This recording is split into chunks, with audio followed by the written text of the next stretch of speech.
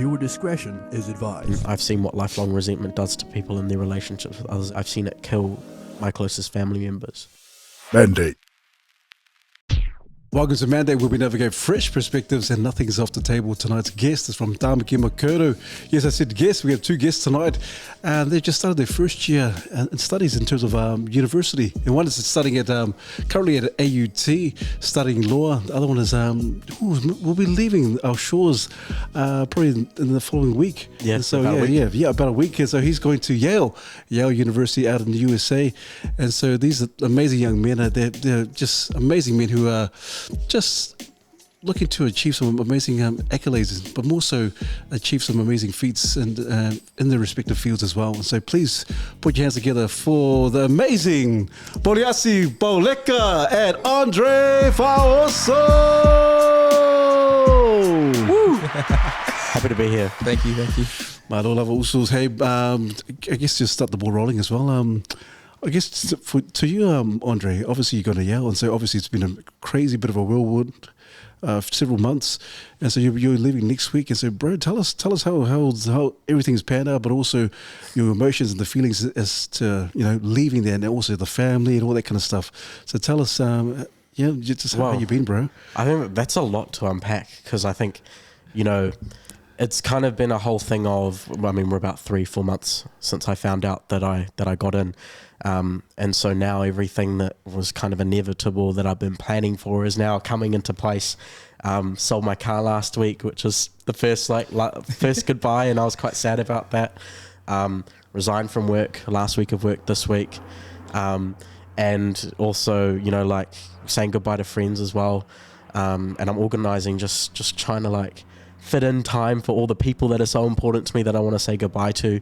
Also spending time with my friends and with my family, with my mum particularly, because I think she's taking it quite hard, especially since I'm her only child. So we've had a few little bits and periods of just sadness, and she's been a bit sad, so I've been kind of there for her, but also just assuring her about the fact that this isn't permanent. I'm just going overseas not trying to undermine it, but I'm going overseas to better myself, but the pathway that I'm trying to take, and I'll be back definitely at some point, hopefully at the end of the year, but unsure.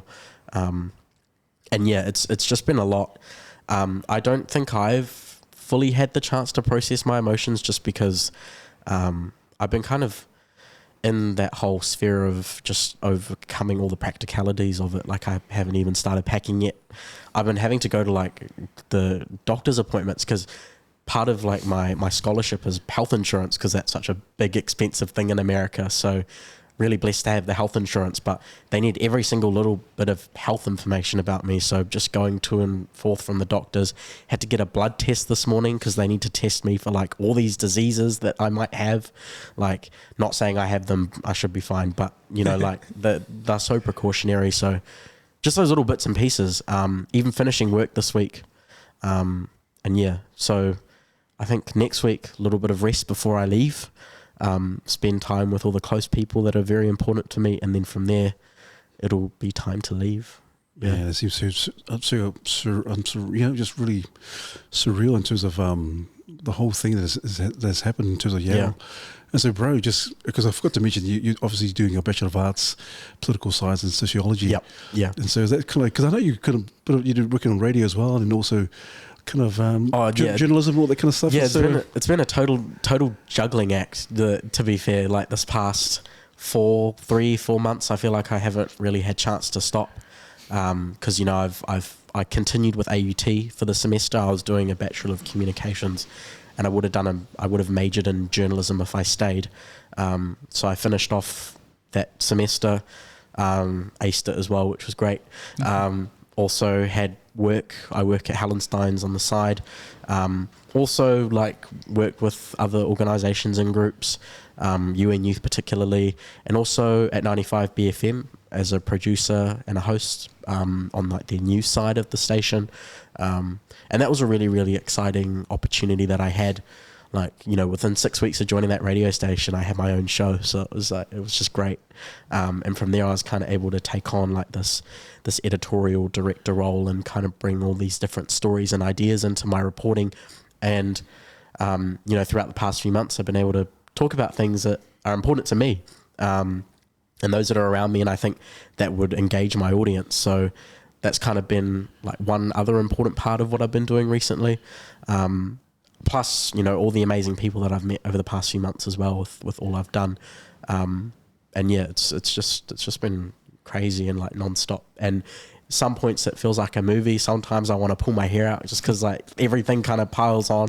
And that's kind of where I've kind of had to like step back and like kind of reassess what my priorities are, and take a break. And I think that was like a pretty important part of this whole journey. Mm-hmm. Yeah. Because you guys are really busy. Like for the short time that I've gotten to know you guys, you and Paul are just always on the go. Yeah. Like you could have just said, "Hey, you know, I could rest on my laurels. That's all right. I've just go and get ready to go to Yale." But you've been busy. Even you, Paul, because some of the things that you've been into terms of uni and so forth. What are some of the groups you've been kind of starting up and being involved in? So I'm with UN Youth as well. That's actually where I first met Andre. That's how we met each other. I met him in 2021 at the Auckland Model United Nations event, and I think there's a photo of us. I'll show you guys after this, but yeah, this first met there. So UN Youth, I've been there with them for 3 years now. I'm actually their regional manager for South Auckland, so I coordinate with South Auckland events, and we're just trying to get more engagement around South Auckland to a lot of these where you don't see as much South Aucklanders in. I'm also with NZQA.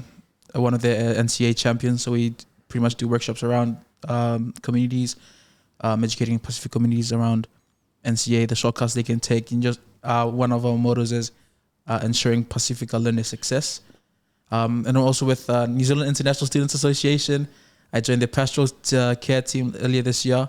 And I'm an international student, and I also. Oh gosh, you're right. You lose track when you're too far into it. So many things. and obviously Tai Ole Moana, we're coming up soon.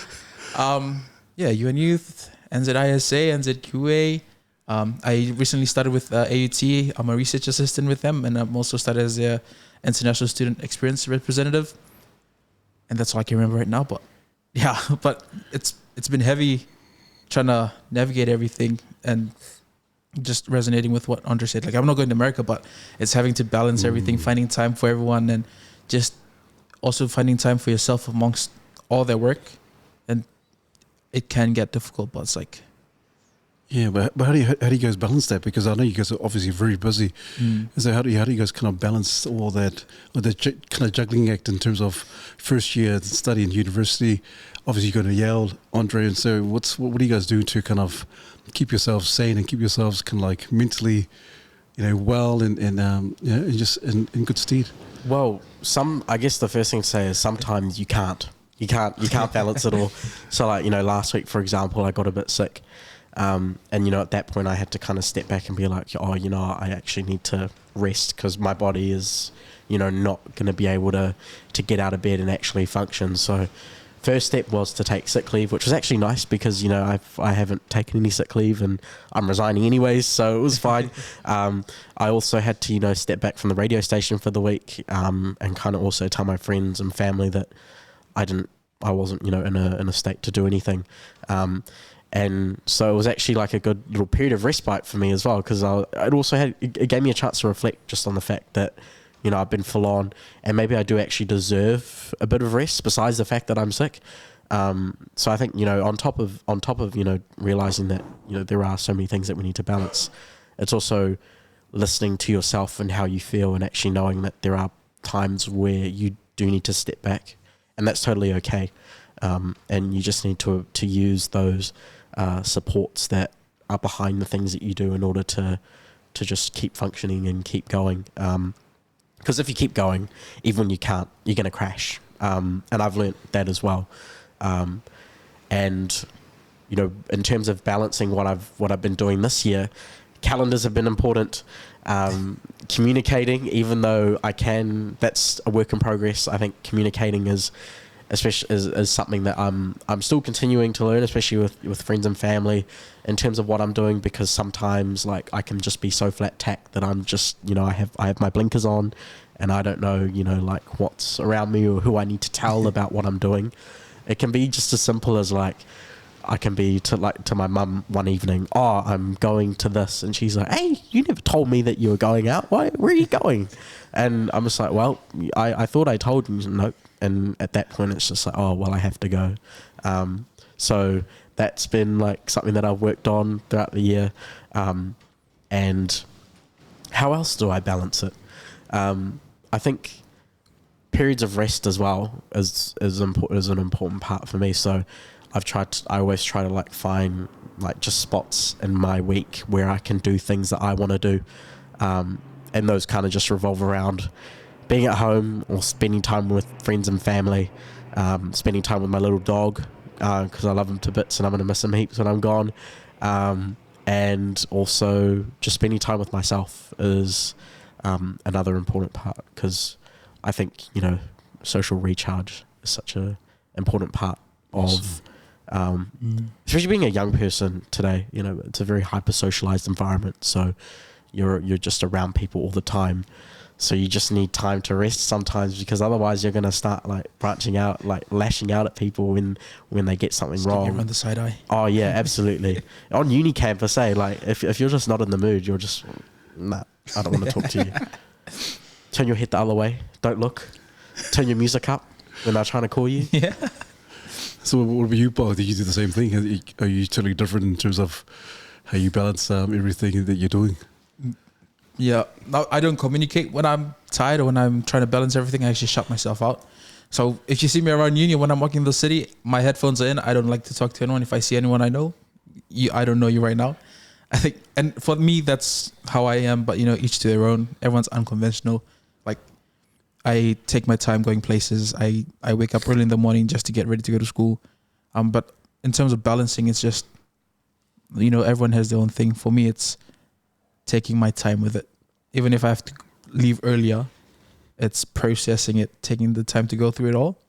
And especially with like all the stuff I'm doing, it's just learning when to say no. And that's something we all have to do, right? Yeah. Learn to say no, learn when to turn it down. And that's one of the things. So like I socialize a whole lot of times with my UN youth stuff and everyone like that. But when I'm in my own space, so walking to uni, in my room, in the apartment, at town, the city, at uni, in the library, it's just headphones in my own headspace and trying to float away. And that's just me, but I can't speak for anyone else, but yeah. Have you had people ask you whether like the things that you do are paid? Like, do you get paid for doing that type of stuff? I get paid for some of it, but most of it's volunteer work. Oh yeah, like I've actually had a few people like ask me, are you the guy from NCA? And because I do with the UN youth stuff, I go around to other schools and I've had actually a few students. And for me, that's a great thing for me. It's like knowing that our people see us, and even though they haven't approached us just for the work we do, they know that we're available for them. It's cool, man. So it's just stuff like that matters a lot, especially it drives us for what we do. Man, I like it. I went off, but No, that's cool. I like you mentioned like you like voluntary kind of do some of these amazing things that you're doing, and so with the paid work and all that, does it kind of like, how does it feel for you? Like, kind of just do it voluntary? Is it just because it's from a good place in the heart? Well, I think sort of do it. Yeah. The reason I asked about that was because, you know, for me, when people ask, oh, is that you know, do you get paid to be on the radio, or do you get paid to, you know, go and you know, run these high school events that are like the biggest high school civics events in the country, or you know, do you get paid to go, you know, be interviewed or go, you know, give advice on something? And you know, a lot of the times it's just total voluntary work, but I think the thing that I value, what I come back to them with is what I value from it, and that is the experience. But also, I think the connection is a lot more value to me than the actual money, because I think in the long run it has its own benefits, and it reaps its own benefits in the long run. I think just getting involved and having that experience, because I think, you know, in 15, 20 years from now, it might not necessarily be relevant that, you know, someone did the types of things that we did, but we will carry the experience and the wisdom that we got from it, and hopefully in the future it would be useful. And, you know, like with the work that Bao and I do, especially with Māori and Pasifika in the community, I think it's also good for us to rub some of our wisdom off onto them and pass it on, just to make sure that, you know, that it continues down generations. And also that they know that there are people like them that are doing great things, and not necessarily doing it for money. You know, obviously it's a struggle nowadays to live, to get by. So I understand why people ask whether we get paid for certain things. And I guess that's why I've balanced my paid work on the side of the volunteering work. But if you value it and you love it, and I do, then that's something you're willing to do. And I mean, Bao, would you say something similar along the lines? It's the same thing. Yeah, I totally agree. It's the same thing. Like, I don't know what the saying is, but if you love it, you'll find time for it. Yeah, and that's what I do with you and youth and all the other stuff. I mean, for me, it's also about connections, but networking. Like, when you go to these things, you actually hear about things that people don't like to advertise. So, like with NCA, I did a workshop a few weeks ago for a community volunteer program. They run a homework center, and it's a bunch of people that are volunteering and giving their time to help kids with their NCA subjects, so English, math, physics, and it's run by Otago University. And it's just those connections, and it's just a lot of wise people and different stories that came together. And I think that's one of the things that also drive me for, like, in terms of driving connections and knowing more people, is seeing where you can resonate with, and like Andre said, where people, you know, people that look like you are doing great things. And also with it's, for me, it's like connections and relationships. Like I said, with my UN Youth stuff, I still get a lot of people messaging me, a lot of the delegates, as we say in UN Youth, delegates, so they're the student volunteers and student participants. And also I email everyone after my NCA workshops, but I also get messages I actually started getting messages from people in the islands as well about AUT and being a Pasifika international student and the processes I had to take. And it's just those things that really, you know, makes you feel good, especially when you're doing out of voluntary service and you're giving your time. Like, my days are packed throughout the week, but knowing that the work I'm doing will definitely go somewhere and give someone, at least one person, that good feeling of, you know, like how everyone saw with Andre, like, oh yeah, if he can do that, I can do that too. Or I see that person, I know them, they look like me, maybe I can do what they're doing, maybe I can reach those heights. And it's that ideal in the voluntary work that I do, and also the other paid work, but it's something that drives us a lot, especially for Pasifika. I think one thing for us is service. Yeah. And everything you see, everyone will have, a Pasifika person will have a 7-figure job, you'll still see them in the community doing extra work. And it's just those type of things that I like to see and I want to be part of as well in the future. It's good, man. Well said. I mean, you know, you come across some really amazing people in the work that you do. And so, you know, just the diversity of backgrounds that you come across, but also in certain spaces you realize that there is a lack of diversity of perspective, and you kind of want to break the homogenized opinions and perspectives that are in the place and kind of bring some flavor and some spice to it. And so that's another driving factor in some of the spaces that I'm in, and no doubt that Bao's in, with the work that you know we're both doing. And you know, like I've done work with NetSafe over the past year. I've been quite a big representative for the different modules that they've rolled out. Like a few weeks ago, they rolled out an education module across all schools in the country to help educate young people about sextortion and about the risks around, you know, nudes and sexting, and also just about online bullying and just online safety overall, because, you know, it's such a challenging environment for young people in terms of the risks of social media. And so being a face for it, as someone, you know, who's like gained all this wisdom and experience through NetSafe, and I've kind of voiced and advocated for what they've created alongside us young people. You know, I was able to you know, bring some messages that hopefully resonate with a lot of the young people that it's targeted at. And I've gotten I've gotten some personal feedback about how NetSafe can actually better benefit young people through the work that they do.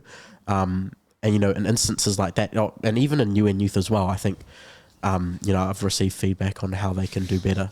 And I've not been afraid to, you know, give it straight to them, you know, deliver it on the table and be like, you know, this is how, you know, young people think that we can better accommodate them. And I think that's another reason why I'm doing what I'm doing, and that's just to be acknowledged, and for the people that I represent to be acknowledged, because I think, you know, they absolutely deserve it, and otherwise maybe they wouldn't be as acknowledged or as represented as if I wasn't in the spaces that I'm in. And so that's like a very another powerful driving factor behind it. Man, AJ, I don't think we've met any young people like yourselves in terms of hitting the ground in first year of study and just running and just going full throttle. Man, it's just crazy. Hey, AJ, I was just thinking these guys are super busy, and obviously you both talked about drive, and so I'm really interested to know. You talk about drive. What's the driving force? What's really that's driving you? That's kind of keeping that fire under the belly as to why you're doing what you do. Surely there's got to be a story behind that drive. You go, Paul. Yeah, okay, I'll go first. Yeah, a long time ago. But I think firstly acknowledge that although we're busy, you know, we also have a bunch of people we work with and communities behind us. And like for me, it's one thing I like to do is I learn as I go. And for me, it's a 30-year plan. I don't tell much people, but I have a 30-year plan of how I want to see myself in the future. It's a whole draft plan. But I think in terms of drive, for me, it's my parents. And everyone, I'm sure for a lot of people, it's their parents. But for me, it's also about growth and personal growth. And I talked about this a few weeks ago with one of my groups, was personal growth and just seeing like more of your perspectives, more of your ideas in spaces where they need to be, and if you feel like it's meant to be there, it's there, and you see it there and you feel good about it. And I hope that makes sense too. But I think for me, the biggest driver is my parents and my grandparents. Like as I said, I'm an international student, so when I moved over in 2020, the one thing my granddad told me was leave the room cleaner than it was, or in Fijian, and it's like leave your room cleaner than it is. And it was an analogy with it. Whatever space you go in, wherever you go, make sure it's better and in a better situation than when you first entered it. And this is just something that's driven me in terms of all the other places I've been. And it's for my parents too. They work so hard. Like my dad's been my dad works for United Nations and he's been there for I think 10 plus years now. And it's just all the work he does is just for his kids to have better educations, better lives. Like my parents are humble stories. My grandparents stayed in the village. My granddad was a farmer. My grandma was a teacher in the village. She ran her school.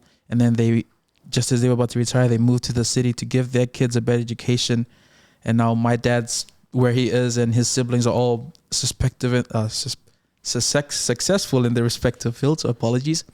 And it's just one thing that drives me as well is like seeing, you know, when you see your family, seeing how hard they work. For me, it's being able to know that the work they do pays off. And my dad asked me, why you do all these things? Why do you do all this? Like, it makes me feel good, but it makes me feel good inside. But on a personal note and like personally inside, it makes me feel good that the work I do now will give him the future that he wanted to see in his day. Like when he was a child, he wanted to see more islanders. Like Fiji back then was pure colonialism, white people running everything. But back in his day, he would have wanted to see more Fijians running this, more Fijians heading this up. And I think for me, driving that into how I am, how I live, what I want to do in the future is making sure that his dream is my future and the future of my siblings as well. And yeah, I get emotional when I think about it, but it's just the hard work they do. Like my dad's in Africa and my mom's back in Fiji. My dad left in 2020, so like they dropped me off. I didn't see him until last year, so that was 3 whole years of COVID, but mismanaged of time. And he came and surprised me in school, and it's funny when you see the senior prefect crying in the office, and you see a whole bunch of videos after it. But yeah, I think in terms of drive, and my biggest pushing power is, like what my granddad said, is leave the room cleaner than when you first found it. And also just making sure that my parents, as proud as they are now, is that they know that their name, the work they put in, has a legacy that can't be moved at all, no matter what happens with time. Yeah. Battle, man. I like that, man. Oh, Andre, so obviously, what's your drive? What's the driving force behind what you do? Well, I think what I've learnt is, through what I've done is, I've always needed to. I think for a long time I've always needed to put myself out there in order to kind of like connect with other people. And I think I've kind of conditioned myself to be very comfortable with it and to enjoy actually being out there and connecting with all sorts of people. Back in primary school, I was always just the ultimate nerd. Like I was blessed with a photographic memory, so I could tell you about, a car or about how an engine worked at 6 years old. When I was 5, my mum's car broke down and I went on YouTube and actually diagnosed what was wrong with it and actually told the mechanic at 5 years old what was wrong with the car. And he was like, oh, yeah, yep, you're right. And I was like, yeah, I know, I researched it. And, I think I was such a smart and inquisitive kid at the time that wasn't equipped with the social skills to fit in well in primary school. So, I was constantly like bullied, and I don't think I fit in very well. And that was kind of on top of home life. Like, my mum and dad divorced or separated when I was a relatively young age, around 6, 7. And so there's like that kind of went on in the background at home, like their strained relationship, and seeing them fight and argue, and the police welfare checkups and all that type of stuff. It wasn't an easy time, and I can say now it was pretty traumatic just seeing the different things that went on at home. So it was like being unsettled at home, and kind of coupled with the struggle of school and finding where to fit in there, it was kind of hard. And so I was a pretty chunky kid as well. So eating was like my comfort. I was a total comfort eater. So I was like this nerdy, fat, uncomfortable kid for like a good chunk of school, from primary all the way into intermediate. And I'd say it wasn't really until I don't think anything really turned until the beginning of high school. I think it was high school where I actually turned around and was like, I didn't say to myself like, I think I need to change, but I thought, I think I should try something new. And so I tried something new, and that was just to sign up for a group. I think it was the environment committee. I was just like, I'll go to a meeting and see what it's like. So I went there and met, the people that led the group, and, they had like these events that were coming up for the year. I was like, oh yeah, cool. This is cool. I'll sign up for it. I was like, oh, you know what? I was a library monitor in intermediate school, but I didn't attend intermediate because I hated it. So I used to wag. So like my attendance rate in intermediate school was like 43% because I just did not go. Come year 8, I had a 43% attendance rate, but luckily I passed everything, with a 43% attendance rate, and so actually, yeah, that was my little like turning point for when I was like, 43% attendance, but I still passed everything. So like, if I like attended a little bit more and I had a reason to attend a little bit more, then maybe I'll do better. So high school started, I joined the environment group, then I realized this is cool, signed up to be a library monitor, and then I got involved into all these other groups like debate, animal rights, like Amnesty International, UNICEF, all that type of stuff. And then eventually the head boy of that year actually came and shoulder tapped me, and he was like, we've seen you've been really involved and really active in these groups. Would you like to join the student council for this year? I was like, I'll think about it. because I was like, oh, this is like, well, the student council was like the top group for a junior student to join at school at the time, and so like I went home and like talked to mum about it, and she was like, hey, you need to join it right now, like accept his offer. He came up to you, you didn't apply, did you? I was like, no, I didn't. And so I accepted his offer and was in. I think that was like at the point where I was like, I got recognized for the work that I'm doing, and it made me feel really good inside, and it actually made me feel like both proud of myself, proud of what I was doing, and then I think I was actually doing some good for other people as well, because it was actually doing work in the school community, and I guess the rest is history. I continued that throughout high school, and then with the academics as well. My attendance was like, I stuck to it. I think in the back of my mind, I was like, you're trying something, you might as well stay consistent. And so I stayed consistent, got top of my class for year 9. And, I stuck to it, and I was really proud of that. And then it was at that point at the end of year 9 where like this whole trial period for me happened of trying all these new things. I was like, this isn't too bad. This is pretty good. So, where to now? I was like, well, you got to do it again next year, and you're going to do it better. And so I did.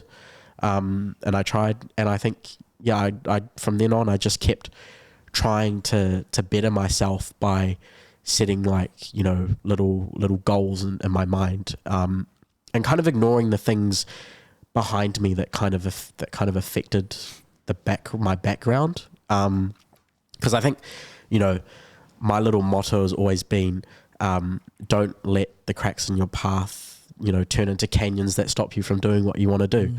And so I think I've, ignored the cracks in my path, and tried to, just keep going regardless.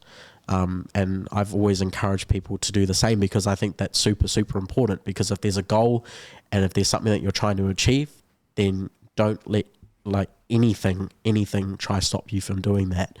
And from year 9 as well, it was like, I saw the head boy Ruben of the year, saw all his like shiny badges on his blazer, and he got Ducks of the year as well. He so like that was the other thing. I was the first head boy and Ducks combo since Ruben.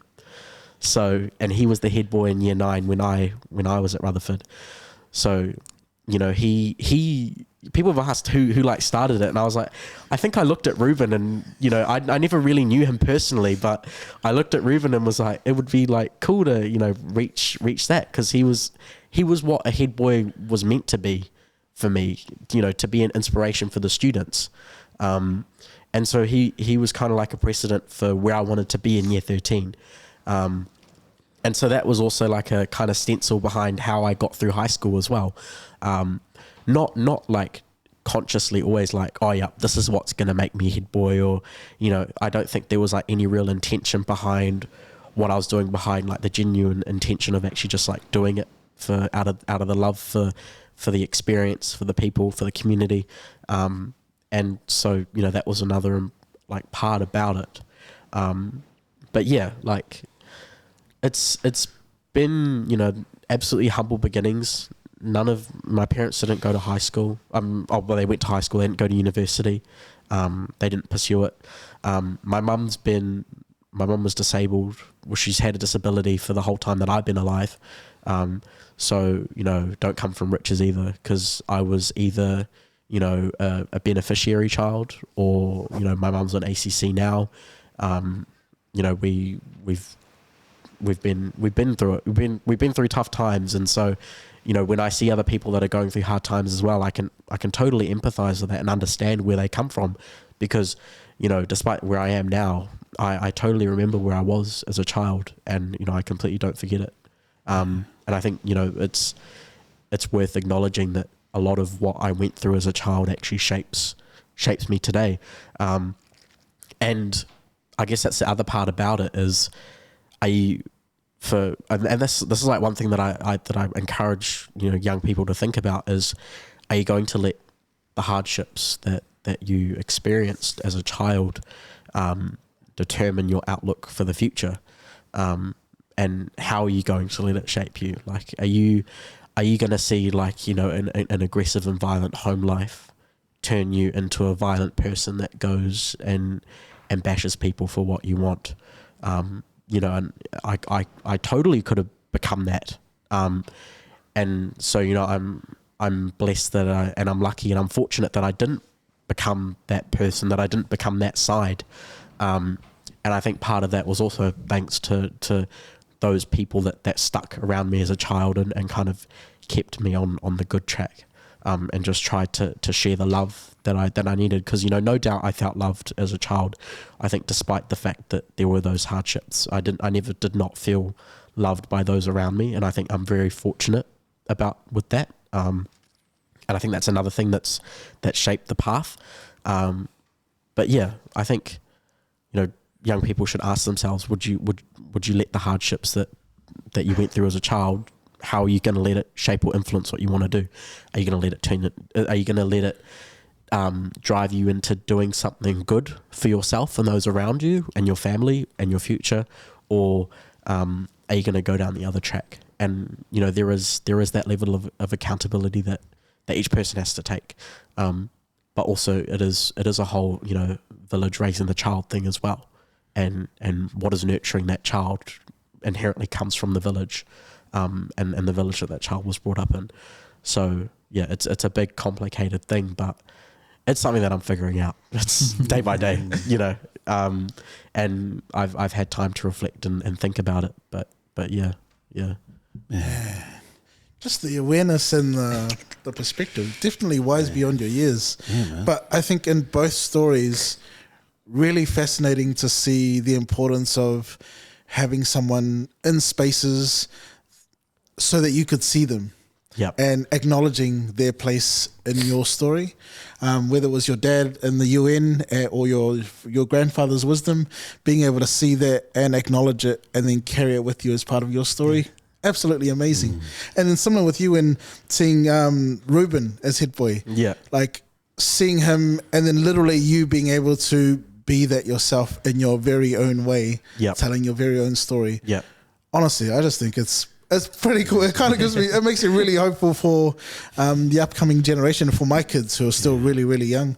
But I think you touched on some things there that not even for young people. I think it's also, there's a lot of older people too that like, for sure.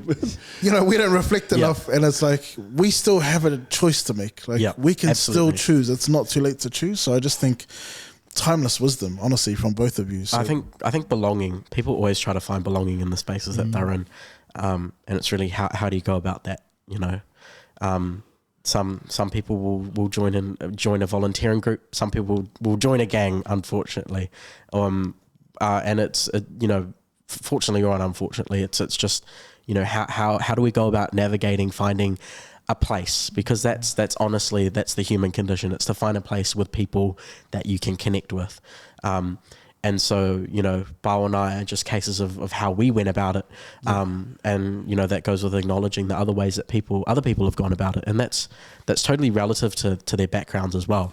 And it, funnily enough, you touching about, you know, us being, you know, more wise than our years. You know, I feel like, at least from my experience, I grew up quite fast, especially because of my mum, and us being somewhat reliant on each other, you know, emotionally over my growing up years. That, you know, I think I matured a lot faster, because I think also I took on almost felt like I took on a caregiver role for my mum, because, you know, I loved her, and she was in, you know, she had this disability that made her unable to work, or you know, she'd get upset or depressed over certain periods of time, and so, you know, I felt almost connected with that in my earlier years, and that made me grow up faster, because I felt like I had a responsibility to look after her as her only child, and so, you know, I think that's like one level of our closeness, because, you know, I love my mum so much, and I'm so loyal to her, and she's a big part of me and my path and how I've grown up. That's also why it's super hard for her as I'm getting ready to leave, because it's like, you know, for the past 10 years, it's just been me and her. So, you know, from being that little boy that that relied on her to being this young man that's moving across the world, pursuing an Ivy League education, you know, by myself. It's a lot, and you know, it's a lot both for me to process, for my family to process, and for my mum as well. So it's just a day by day thing, I guess. It's cool, man. Yeah. It's really interesting that you mentioned, well, I mean, a couple of things there. First thing was you mentioned belonging, and absolutely agree. Everyone wants to belong. And just thinking, because you both seem so self-assured, that I'm just thinking about belonging. And, you know, when you're joining clubs, sometimes it can be intimidating, you know, joining a club where you don't know anyone and you're literally just like, we have a similar interest, but I still don't know these people. Do you go in now as you are with the sense of like, because you know who you are, you can feel comfortable in any space and feel like you belong? Or do you still feel like you kind of enter a new space and you're kind of hoping that there's some sort of like immediate, okay, cool, I belong here. Like people are coming, we're talking, we're all good. Or have you been in places even now where you like go in and you're like, I still don't feel comfortable here. This isn't my space. Oh, definitely still don't feel comfortable. Absolutely.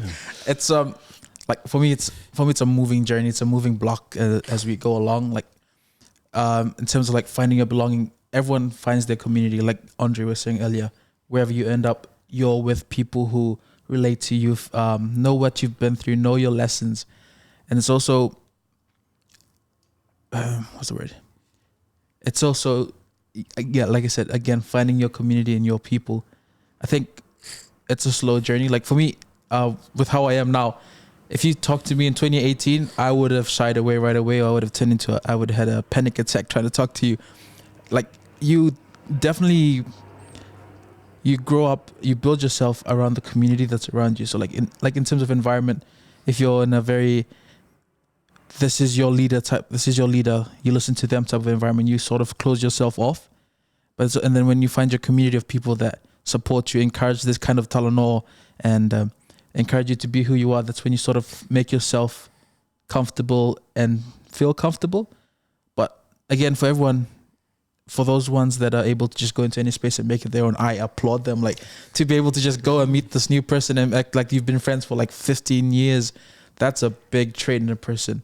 But I guess for me and maybe a whole bunch of introverts / extroverts, it's you sort of take your time into yielding into the space. Like for me, it took me 3 years to finally get out of my shell with them, and with NZQA, it's finally 3 years. Even at school, I started school, Wesley College in 2020. 2020, I was quiet. You would see me either in the library or hiding in the marae. 2021, still quiet. 2022, 2020, and close to the end of 2021, that's when you sort of got out. And that's like what Andre was saying as well. Finding your people, sort of trying something new. And just, I think it came for the same for me as well. It came to the turning point. It was like, nah, I need to change. I need to get out there. And I think it's the same thing as well. Like you sort of build your community as you go along. That's cool. I'm not sure about others, but for a lot of people, that's how it is. Yeah, and you know, adding onto that, I've come into the imposter syndrome. It's crazy. Like you'll go into something and think, you know, you would have earned a spot or been given a spot into something, and nonetheless, once you're in that space, you're just like, how do I, you know, belong here? Where do I fit in? And that, I guess, one like example of that was last year for me when I was at Youth Parliament. You know, I met some amazing people, you know, young politicians. Some of them now are running for the election. Some of New Zealand's youngest running politicians for election. And, you know, being amongst that. But I was part of the press corps, so the youth press gallery. We were part of, you know, the people that were reporting on what was being discussed by the youth MPs. And even just being in that environment, because, you know, everyone else seems so onto it. And I was with children of politicians, like the National Party's daughter was with us and she was onto it. And I felt super, super intimidated. I was like, holy moly, like, you know, these kids are like, you know, they're not only like well-versed with it, their parents are like, you know, this is their workplace, you know, they're used to this. So, you know, me being from a West Auckland high school, very humble beginnings, being in the Beehive for a week, I was like, you know, how do I navigate this? Where do I go? How do I fit into this? So it is a juggling act, because while you're trying to learn and adapt to a new space, you're trying to see where you fit in, who you can talk to, who you can connect with. And I think the good thing about, the environments that Bao and I have gotten into is that it's actually very quick to learn who you can connect with and who you can't connect with quite so easily, and that, might need a little bit more work to get along with. So, there's that's always, at the back of your mind. But yeah, I think as the years have gone by, as I've gotten more immersed into some of these places, of course it's been easier to get in and get involved. But, it's always one thing to be new and fresh into something and, trying something new. There's always that level of nervousness as in what to expect, who's going to be there, and are you going to be the only one that shares that single idea or perspective? And honestly, as advice to young people, that's not a bad thing. It's actually a good thing to be one that stands out. And I think that's one thing I've realized in terms of my background and my experiences. It's not bad to be the only person in the room that has a certain perspective or a certain experience or a certain outlook on one thing, or even just a reason to why you're there in that space. Yeah. I think that's always been one thing to consider. It's cool, man. I appreciate the confidence and also the courage as well. I love that you said you can stand alone, and obviously you think about, there's always a common theme, and it also it's quite prevalent in terms of the sense of belonging and trying to belong and trying to be a part of a group. So how do you guys, and we could hear from you guys in terms of our young people, how do we eliminate some of those thoughts of not belonging? What are some of the ways that you think in your own experiences, for young people, I can. Hey, well, in about 2 weeks, I can give you a call and see how that goes. Just call from the US. You better ring back and say, come back home, man. I'm thinking about me moving over there. This is Yale University. This place is the same place that billionaires and presidents and politicians and Nobel laureates and Nobel Peace Prize winners and, influential people have all gone to. I'm sleeping in the same place that Meryl Streep and Angela Bassett slept in when they went to Yale. I'm sleeping in the same place that John Kerry slept in. He was a high up there US politician. Bill Clinton, Bush, all the Bushes went to Yale. They're all US presidents. No doubt there's some influential people that are amongst my class. And I've already heard some crazy stories from other people that I know that are over there just about that whole life. And from someone from my perspective, I'm just where do I fit in within this? Because I don't identify with the elite side of it, even though it is an Ivy League, and I know that there is that whole perception of the Ivy League schools. We've got your Harvard, your Princeton, and your Yales, and all the other schools within that. It'll just be interesting to see how I immerse myself and adapt to that environment, because I just know it'll be crazy, and it'll be really interesting just to see. But no doubt I'm gonna go in there as the Kiwi with the accent that sticks out like a sore thumb, and hopefully people actually recognize that I'm not from there and actually start talking to me, and I'm open to perspective. And I know America's a crazy place, but I don't think they'll be able to get my sarcasm. I don't know whether that's a good or a bad thing though, because I know I'll be taking the piss out of some of the perspectives that I'm gonna see there.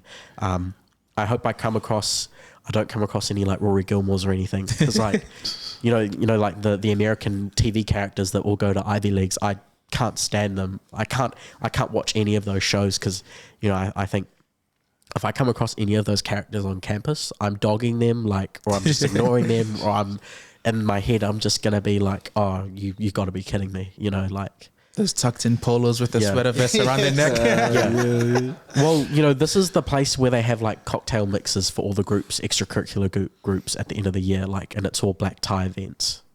Halloween is a black tie event at Yale. They wear, they have Halloween mixes. And even here, I had a meeting with the Yale Alumni Association, and that was a stand-up like drinks party in Remuera. And I was like, holy, like, this is a New Zealander that went to Yale who was talking to me, and he sold his company in the 80s to IBM for $3 billion. And he's here, like, telling me about his experience as a graduate student at Yale University. I'm just like, did we go to the same university, or like, Wow. where does this go? Like, it's just crazy.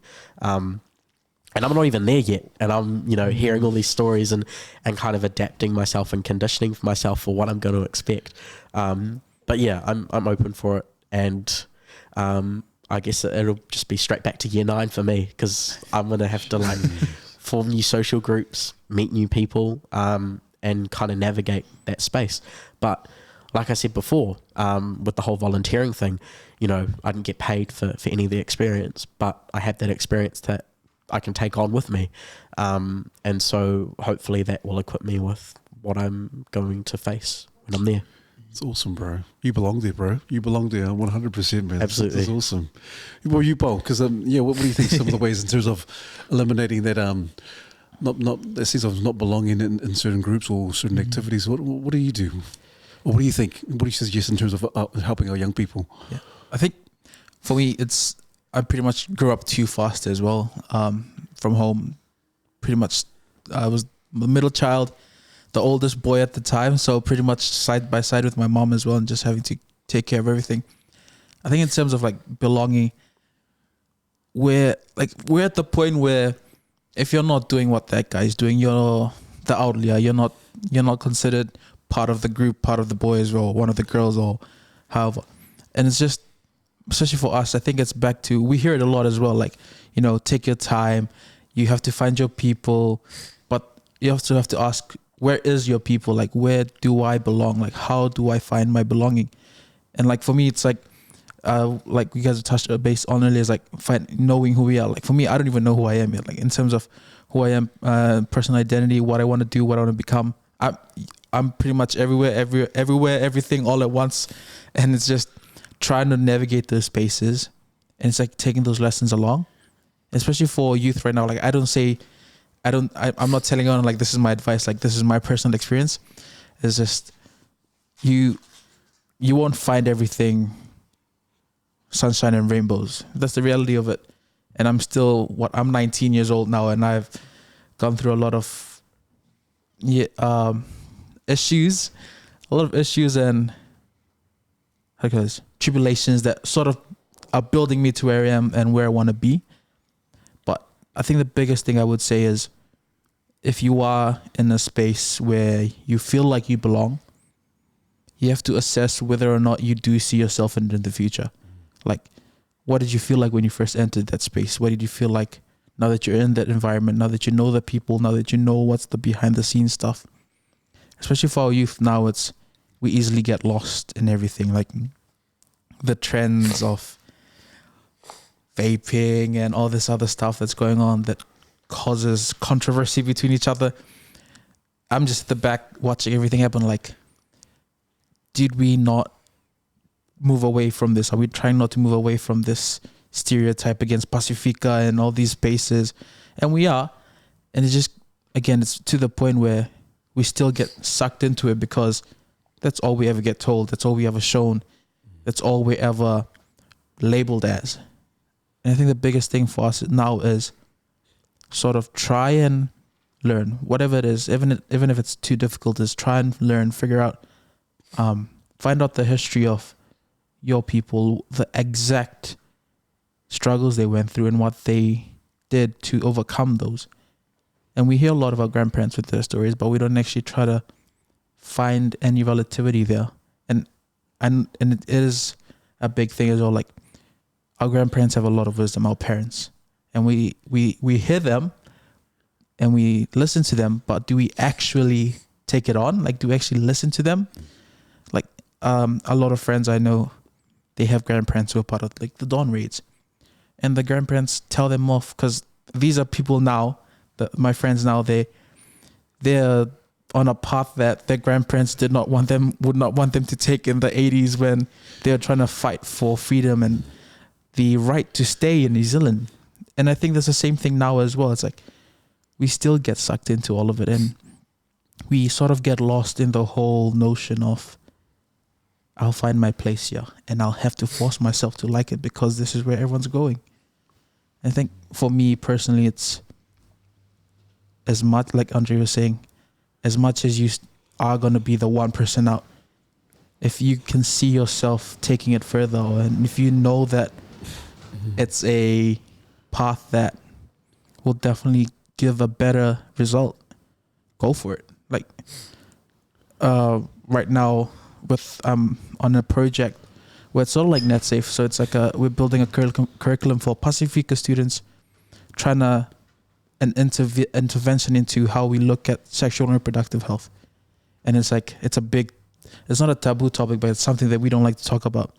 And again, it's one of those areas where you don't see much people working. And that's the thing as well. So I guess what I'm trying to say is, when you look at those spaces and where you're trying to fit in, sort of take your time with it. Even if you don't like it, see how it works. And then if you don't like it, get out. And I think that's something I need to learn as well, because some places I don't like right now, but I still at the back of my head, it's like, you need to be there for the people that are going to follow. And I see that a lot with a lot of, community workers, the organizations they're with. They stay in these organizations, these groups where they're unappreciated, but it's because they like to see themselves and people they know. And it's just building a community for them to leave behind. If that sort of makes sense. But yeah, I feel like a straight off. No, this is all good.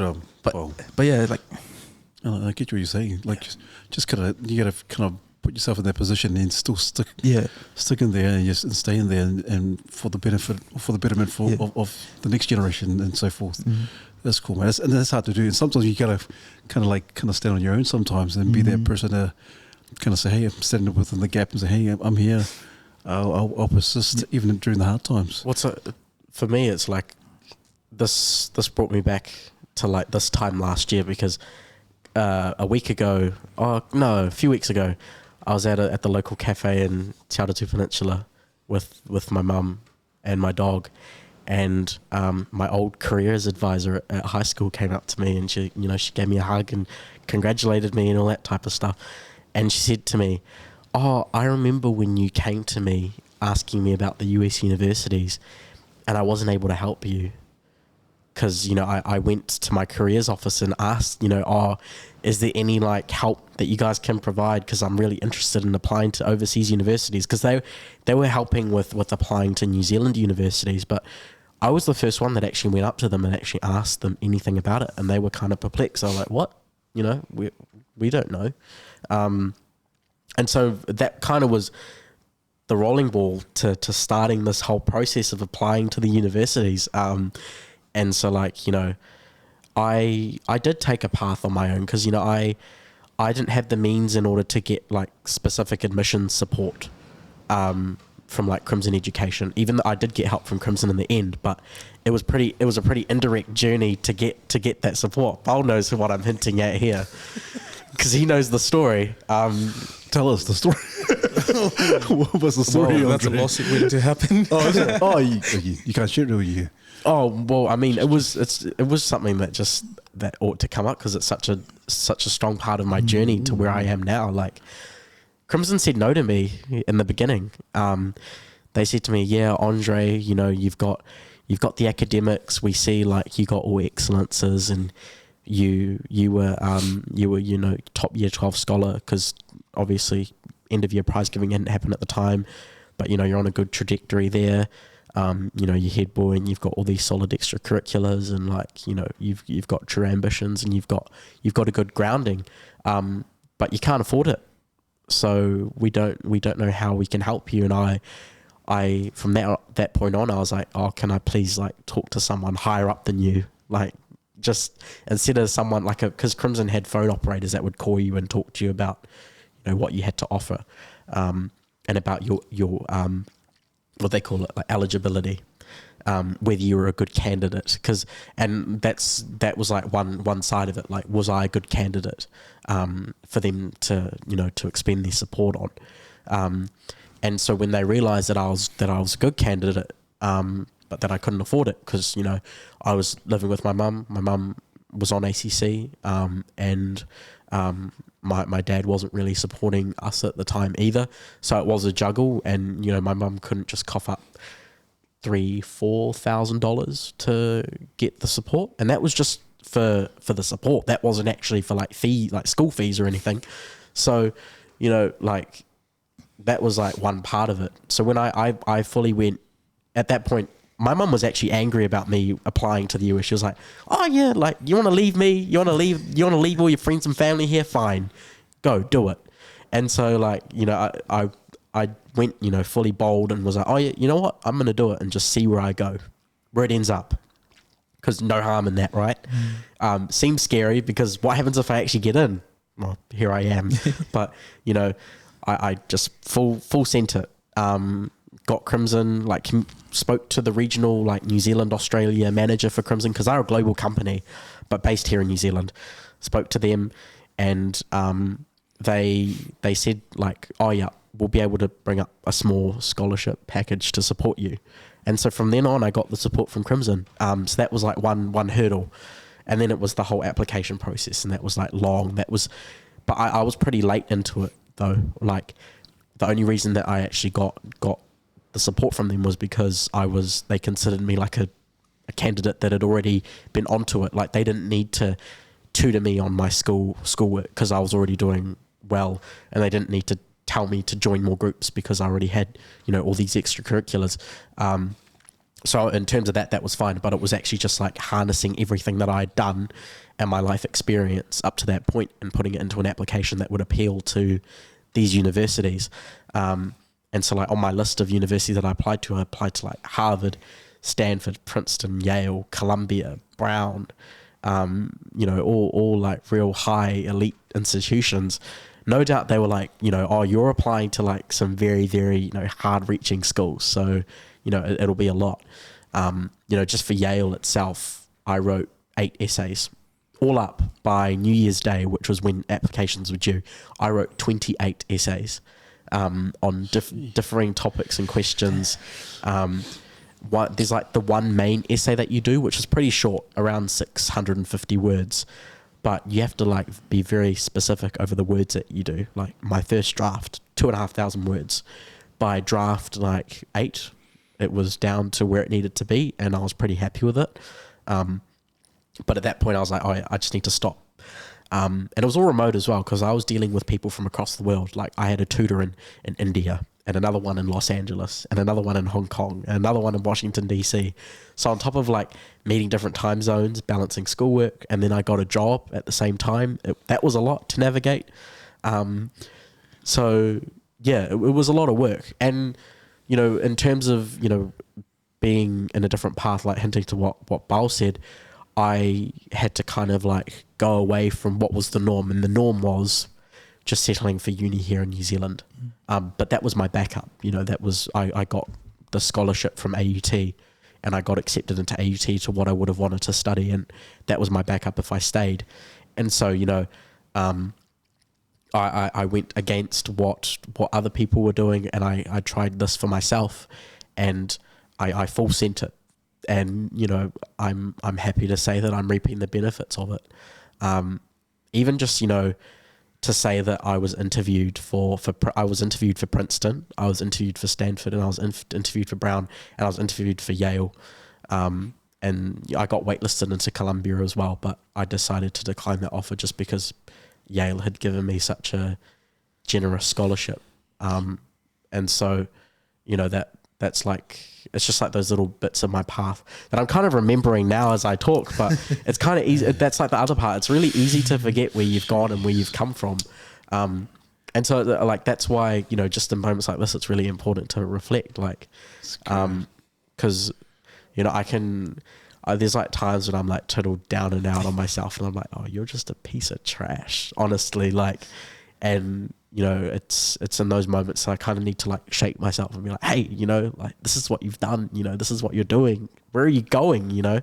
And yeah, it's always like that. There's always that balance of kind of going at it alone, going against the grain, but then also belonging.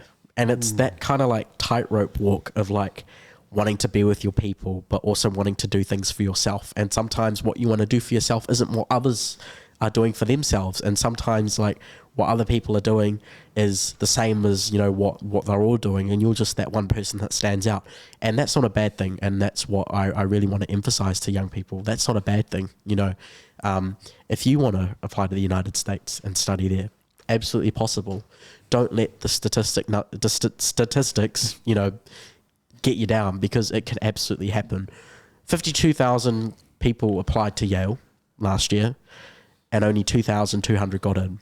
And, you know, as one of those people, it's like, it's just crazy, you know, like 4%, just over 4% of people got accepted that applied. And so, you know, I think actually New Zealanders as well have a really like big advantage, especially I emphasize to Pacifica as well. We have such a raw experience here in New Zealand. I mean, me as a half caste, like, you know, being European, being Tongan and quite, you know, heavily, like my mum is British and my dad is full Tongan. It's like, I was raised mostly by my mum. So I've like, one thing I hinted to in my essay was like the fact that I've walked along like two shores of my identity. Cause it's like, I've kind of like come to terms with the fact of like me being British and Tongan, and also like the external side of people like trying to like, you know, ascribe to me what I am, telling me what I am. And, you know, it's hard when, you know, you're a young person trying to figure out who you are, you know, when people are trying to tell you what you are, and it's like, you know, no, that's not it. So it's a challenge, and it's hard for young people. And where this is an advantage for us wanting to apply to the States, the one thing about the States is that they love stories that stand out. And so in any way possible, if you can stand out in your essay and in your application, and you lay your heart out and you just lay yourself out on the table for them in that piece of paper, you know, that can be the difference between a yes and no. The other thing that like totally shocked me about the Yale admission process was that 4 out of 5 of the people that sit around the table that admit, so it's a round table, not everyone actually gets put on the table and discussed, but the people who they're really, really keen on admitting get discussed around the table. Now, for someone to get admitted, it has to be at least 4 out of 5 of the people have to vote yes around the table to get you admitted. So your story has to like touch the hearts of these people by like, you know, 80% of the people in that room you have to touch the hearts of in your story. And, you know, there's I think with the people that have approached me asking me about how to get in, there's no doubt that like there's such rich and raw stories in their life experiences so far that can be told that I think would absolutely stand out. And, you know, no doubt there are going to be some really more, like there's going to be way more great people from this country that are going to go overseas and do great things. And, you know, I hope I'm not the last one that gets this opportunity to go to Yale. And, you know, there are other people that I've met from my year that are going to other universities, and they're amazing people as well. So it's just a matter of passing on our wisdom and making sure that it keeps going, because, you know, there's more people out in those communities that deserve to experience this, to experience what I'm going to experience. Man. And that's always tricky, just thinking about how full on, because I imagine previous generations, like every generation, they try their best given the circumstances.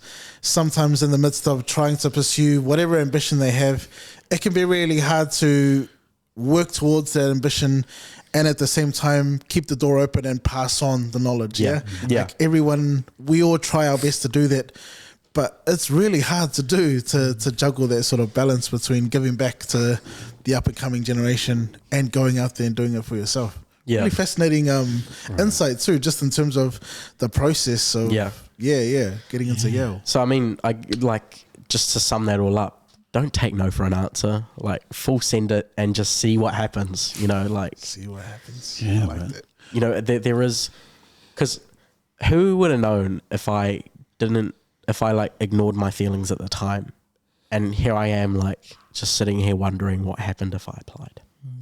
And I think that was my biggest fear. That was what my fear was at the time. That was what actually made me give it a try, because I wouldn't be able to live with myself if I realized that if I didn't apply, if I just didn't apply then, or didn't give it a go, that, you know, I'm totally missing out on an opportunity. And that's a lot of what I've done, and I'm no doubt what Baul's done. It's been about taking opportunity as it comes, and you know, not wanting to live with the what would have happened if I did take it, you know. But that comes with sacrifice. I got a really nice job offer earlier in the year. I actually got sent the contract 15 minutes before I got accepted into Yale. I got offered a job with the New Zealand Herald News Hub, the Pacific Media Network, and Te Ao Māori News, to be a journalism cadet with them for a year full time. So it was a paid full time 1 year contract, and then at the end of it, I would have gotten offered a job. I don't actually know whether I can tell people that, but like, you know, tell us, bro. but like, you know, yeah, but I mean, because it's underway now, but it's called Tirito, but you know, like it was a full time paid 1 year contract to work with one of these 4 media outlets in New Zealand, and then by the end of it, you would get a job in one of them. And journalism has always been the career passion for mine. So I was talking about it with my mum last night actually, because I said to her, I was like, you know, the week before I found out that I got in, I'd only like turned 18 a few weeks before that.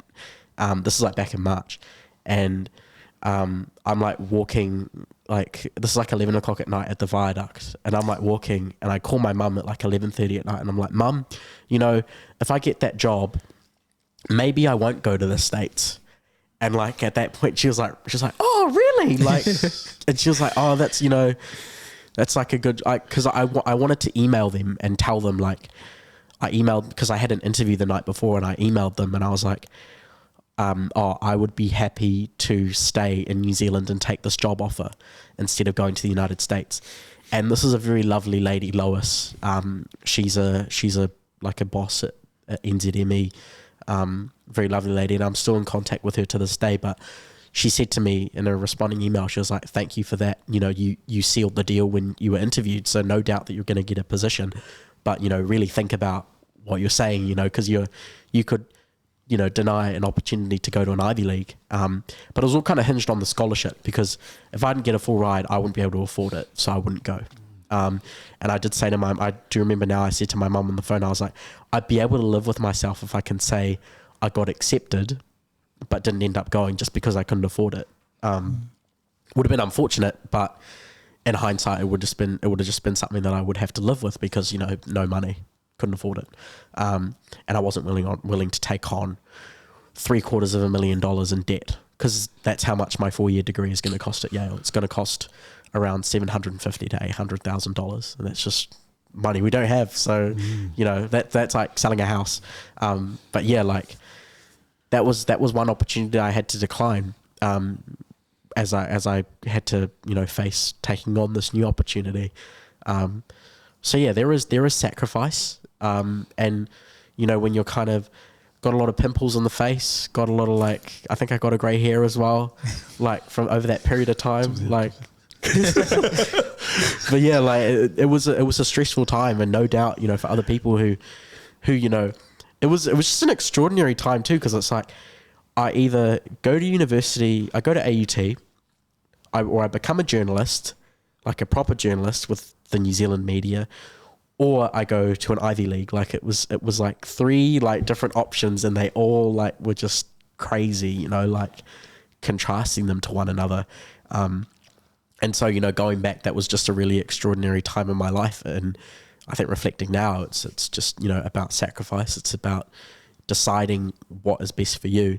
And, you know, sometimes the most out of the world option, which is, you know, out of this country option is the best one. But yeah, just making sure you have your ducks in the row is probably like the other important part from that story. Jeez, man, I'm just astounded, AJ. I'm just astounded by the courage and the sense of discipline that you guys have. Obviously, Bowl international student, and obviously you go into the Ivy League. And I'm going to be an international student. as well. International student too. You're leaving as well, and so, bro, it's just crazy. I love that you grab the bull by the horns and just said, you know what, I'll just back myself and just going to go and just go with it. Otherwise, Grab the horse by its yeah. tail. Yeah, oh yeah, the horse by its MMT. tail. Yeah. But I love it. I love that you've done that because the last thing you want to do is kind of look back and regret. Oh man, I could have done it. I should have done it. And it's interesting. And if we can just go back to, because I like you talk about struggles and you talk about hardships and sacrifice. Obviously, back in high school, because you guys would be quite a unique cohort in terms of the pandemic, COVID-19, so forth, and all the challenges. Both of you guys head boys. Rutherford College, Rutherford High, and Wesley College, hey? Yeah. So please, can you tell us in your own words, tell Jay and myself, and what were the challenges, what were the struggles in this real peculiar and unique time as head boy and as leaders? You go, pal. That's much more fun. Never mind. I think 2020 COVID times, obviously, and I just started at Wesley College. I joined January. My parents, my whole family came and dropped me off in Wesley College first day, all dressed up, and then they dropped me off. And then I was like 15 at the time, still pretty immature. And the night they left, I cried, and in my sleep, cried myself to sleep because like that's the first time I was away from home for so long. But I was hopeful that because I was gonna go home in April for the school holidays. Then lockdown, and then that's just when things just went. That's when things just went boom, boom, bye. I already had my ticket for April, and then when they announced the lockdown that night, I just swore to the chapel. I faced directly to the chapel. I swore. I was like, "That's the last time I ever swore in school in front of everyone." But I think that definitely alongside the struggles of online learning, there was you sort of detach yourself. It was. Even like the past 3 years, 2020, 21, 22, online learning was still a thing and still is now. And I think the more you adapt to it, it's like you're detaching yourself from everything there is in the outside world. I think the biggest struggle for me was sort of discipline. Like 2020, I was online. I was a straight excellent student. My academics were booming off the charts. I topped my class, almost all of my classes. That year, there was only about 3 or 4 of us that were actually top in year 11. Same with last year. And I think the same, I resonate with sort of what Andre said. I wasn't, towards the last 2 years of school, even though I was head student, my academics were not where I wanted to be. I think that was the biggest struggle as well, like getting your ducks in a row. Is you sort of, now that I'm in uni, you realize just where you could have worked better. I think that's a struggle as well. Going through the past 3 years, like 2020 lockdown, 2021 flu season, lockdown, everyone's just still back and forth. And for me at Wesley, like it was a circus 2021 and 2022, and with all the media stuff as well. And I think it sort of gets to you as well. Especially for me last year being head prefect was trying to make sure that it wouldn't affect any of us. But it still did. Like last year, my academics went down. You'd expect a head prefect to be reliving school values, but I was pretty much wagging classes, hiding, and my academics started showing where I was. And I think it's one of the benefits / consequences of being in lockdown and how we struggled through the past 3 years, especially in terms of building social relationships, mental health. It was a crisis the past 3 years. Still is now. I still talk to people who are struggling to sort of assimilate back into social life outside of online learning, and they still continue at uni, which is pretty onto it, if that's a word. But I think the biggest struggle for me was, getting my ducks in a row. And now, even in uni, I'm still trying to figure it out as I go. Even though I'm doing a whole lot of stuff on the side, it's being able to, what's the word? Prioritize. That's the biggest struggle. Because with the past 3 years, you had everything laid out for you. Online learning, they posted your Google Classrooms, and that's sort of how I think for Andre, and also for Andre, for me, that's how I built my discipline along the way, was holding myself accountable for what I was doing. Even last year, even though I fell, and even though I dropped on a whole lot of aspects of what I was doing, it was just holding yourself accountable and keep trying to bring yourself up. And you might not end up going back to where you wanted to be, or you were where you were in the first place. Like last year, year 13, I wanted to try to get myself back to where I was in year 11 with all my big grades, good grades, great attendance, back to class. But I think in terms of taking over a big role, I sort of got lost in all of it. And you talked to my last year deputy principal, she'll tell you the same thing. I was all over everywhere except for my classes, and it really affected how I was and how I got into uni as well. To be fair, like, I love AUT right now, but UOA was my first option. And I think it's just because, University of Auckland, you hear a lot about it, and especially if I wanted to get into law, but law wasn't even my first option. I was on an engineering path when I was in year 11. Science, I aced most of my science classes. I was in tech, English. Year 12, I did biology, chemistry, physics, math, calculus, all in for engineering. It was until end of 2021 when I was like, what if I wanted to do more of service? And that's when I was getting more into me being in service. But where was I getting? What was I saying? Yes, 2021, sort of getting more into what I want to be. And it was like later in 2021 when I actually told my parents, maybe I don't want to be an engineer, maybe I want to be a lawyer or something into service or public policy, which I am doing now, and as you know, I'm doing law. But then I plan to do engineering after. And I think, again, back to the struggles of COVID and being students that started NCEA through COVID, is prioritizing, but also same theme we were talking about earlier, finding your grounding in where society is going right now, because it's changing. It's constantly changing. Before it was changing at a slow pace, but now everything's just fast paced, where you either conform to this or you're left out. And I think it really affected, well, obviously the Taitai Ole Moana student leaders, but I'd like to think that it did affect a lot of others as well. And Andre's like a great example of how a lot of student leaders would have wanted to be last year. And a whole lot of them would, but then you also have those that, struggled a lot and still are trying to find processing what happened last year and the past 3 years. And like for me, I'm shocked at how I made it through 3 years of New Zealand education, being homesick, and like everyone got to see their families in the 3 years. I didn't even, the only time I got to see my family was over Zoom calls or messenger calls. And I think for me personally, that whole time period that I want to forget, don't want to go back to it, it did a lot on me mentally, because I missed out on a lot of things. My older brother gave birth to 3 kids. I missed all their births. I missed a lot of first birthdays. I missed a lot of funerals, family, like close family friends who passed away.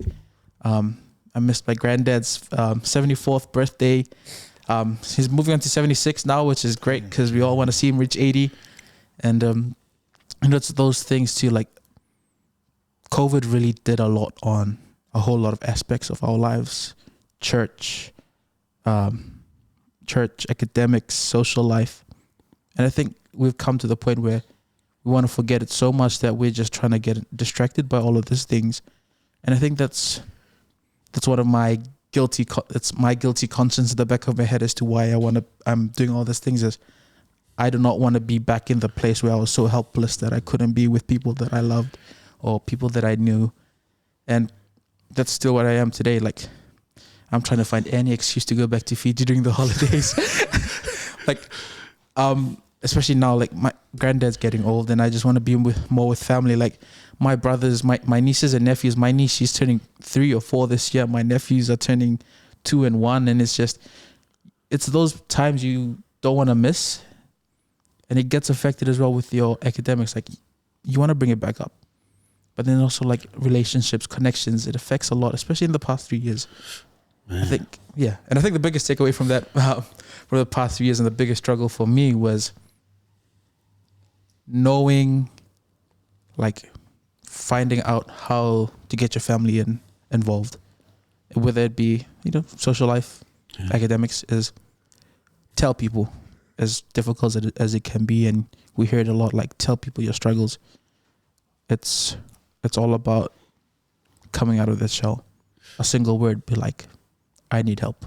That's how I started. Like I just talked to my counselor at the time, and I was like, I need someone to talk to, and here I am now. Man, bro, it's interesting, Bo, because a lot of people during that time, during lockdown, they would have been spending time with their families, in lockdown. Oh, great, I'm spending some quality time with my family. But you brother, because you talk about not spending time, you missed a lot of stuff in terms of birthdays, celebrations, with family and so forth. But bro, there would have been, in spite of all the negativity during the lockdowns and COVID, there would have been some real character building for you. Character building, but also resilience. And bro, that's kudos to you, man, because that would have been very hard to play on, especially around in the mind. Like, man, what am I doing? Look at you now. You're in AUT. You're studying law. Very well spoken, bro, and very, very talented young man. So, thank you, bro. That's incredible. That's really incredible. Andre, tell us how. Tell us that. It was the challenges in terms of COVID in school. COVID in school. Like, I mean, year 13, there were periods of time where I was like, "What the heck are you doing?" Because I think there were times where I did get a bit sidetracked and distracted, just like everyone else did, and that was on top of the fact that people were actually getting sick last year from COVID. Like, there was like that period of time in the beginning of the year where it was really weird because we were still at school, but only partly at school because there weren't enough teachers because everyone was getting sick and all the kids were getting sick, including me. Like, I got COVID at the beginning of the year. And so, like, it was just a really weird period of time. Like, on top of that, it was navigating being a head boy, like, because you don't necessarily get given a handbook on how to do it, even though we did that, because that's a Rutherford tradition.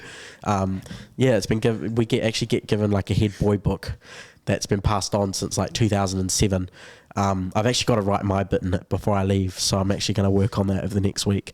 And so like there's that. There was that, like, navigating how to be a leader in school, and there were those little internal struggles that we had, just trying to establish the dynamic of our leadership team, just because it was a whole fresh team. We didn't really work with each other, and there were like some, like, I guess, challenges that we did have to iron out in the beginning of the year. So I think there was that we had to overcome. Then obviously there was the COVID aspect of it, but come the end of the year, it was more just the fatigue, because I think we all got really tired, and by the end of the year I was exhausted. I was like, this is a lot. I need just like a break, and I need like time away. So I think as sad as I was to leave high school for the last time, it was well due, because I think it was a very, very tiring year. And like Baul said, I don't think I did as well as I wanted to in terms of my academics. I think the NZQA exams were a bit of a letdown for me in terms of my results, but nonetheless, like, walked away and kind of like just took the trophy and was like, I did well with what circumstances I faced, because at the end of the day, I got ducks as well. I got ducks. I was head boy. I had gotten the accolades, and I had gotten the recognition for my hard work up until that point, and no one could take it away from me at that point. So as much as I was somewhat disappointed in myself, and that goes with saying that I'm very hard on myself at like the best of times. So at times where I'm like at a low, I can be like unreasonably hard on myself, and sometimes I've just got to shake myself and be like, it's fine. Just look at what you've done, and that kind of goes with forgetting what you do. I guess like it was a challenging time, and it was looking back it was memorable. I got a lot of growth out of it, but I don't think I think I haven't grown like faster in any other period of my life than over the past year, because I think especially from like this time last year, I've grown a lot and changed a lot to the person that I am today. And I think it was a great experience being head boy, because I was able to connect with some really, really amazing people, both from other schools and in my school. And I can really say that I have like lifelong friends and associates who I can contact, and who I know will be in really high places like the United Nations, Chirpao. But like, Are you sure? so it's just great to be associated with such an amazing cohort of people, and call them my friends and my folks, and it's great. And they all kind of become part of your village of the people that shape you and influence you. So on top of the muck that was COVID that affected the last 3 years of my high school education, it did get a bit lonely here and there, but I think actually academically I did flourish, being able to have a level of independence and sovereignty in terms of how I could learn, because I actually quite liked, and this isn't a very popular or common opinion, but it's like, I enjoyed being at home and actually having control over how I learned, because not necessarily did I thrive in a classroom environment or in an exam setting. And so I think actually COVID gave me like a good opportunity to kind of like harness this new and like foreign way of learning and like do well with it. And I think that was like why I did so well in year 12. Like I got 124 excellence credits, and that was just all excellence. And I did scholarship English, which is a year 13 thing, in year 12, and I got it. And like on top of that, like it contributed to my level 3 as well, because I was doing level 3 subjects, and like I did a university paper in the beginning of last year as well in year 13, in politics and international relations. So it was constant extension, academic extension, on top of the challenge of COVID. But I guess the one marvel about all of us here right now is that we got through it, and we have a lot of reflection and experience from it as a result. And I think it does still continue to shape what we're doing today. Cool, man. Just a thought, brothers, because obviously you got these new leaders coming up, or these new current leaders who are in your respective high schools. What are some of the things in terms of some of the processes you wish or they would have in place for these current leaders in your schools right now, in terms of, obviously they've been affected by COVID themselves, but what are some of the processes you would hope that you probably didn't get, that they're able to have it in your schools? Well, I think just actually knowing like what to do, like, how do you navigate being a leader? And that's a really, really layered question, because there's so many factors to it that you need to consider. So, I think first of all, how to be a leader, how to establish dynamics, but also how to overcome like some of those little like specific challenges that, prefects alike can all come together and say, yeah, we've experienced that. And so, like with the work that Bao and I have been doing with Ta'itai Ole Moana, like, it was kind of the golden opportunity to kind of collate all our experiences from across Auckland and from across different backgrounds and perspectives and different dynamics as well, to try and develop something that would be able to be delivered to high school students and to school leaders and to Pacifica school leaders, and kind of be like, yeah, this is our experience. It's shaped, this module and this resource is shaped by our experience, which you will likely have too. And and this is, you know, how we went about it, and this is how we think, you know, you can learn from what we did. And I think that's very valuable because that's what we didn't have.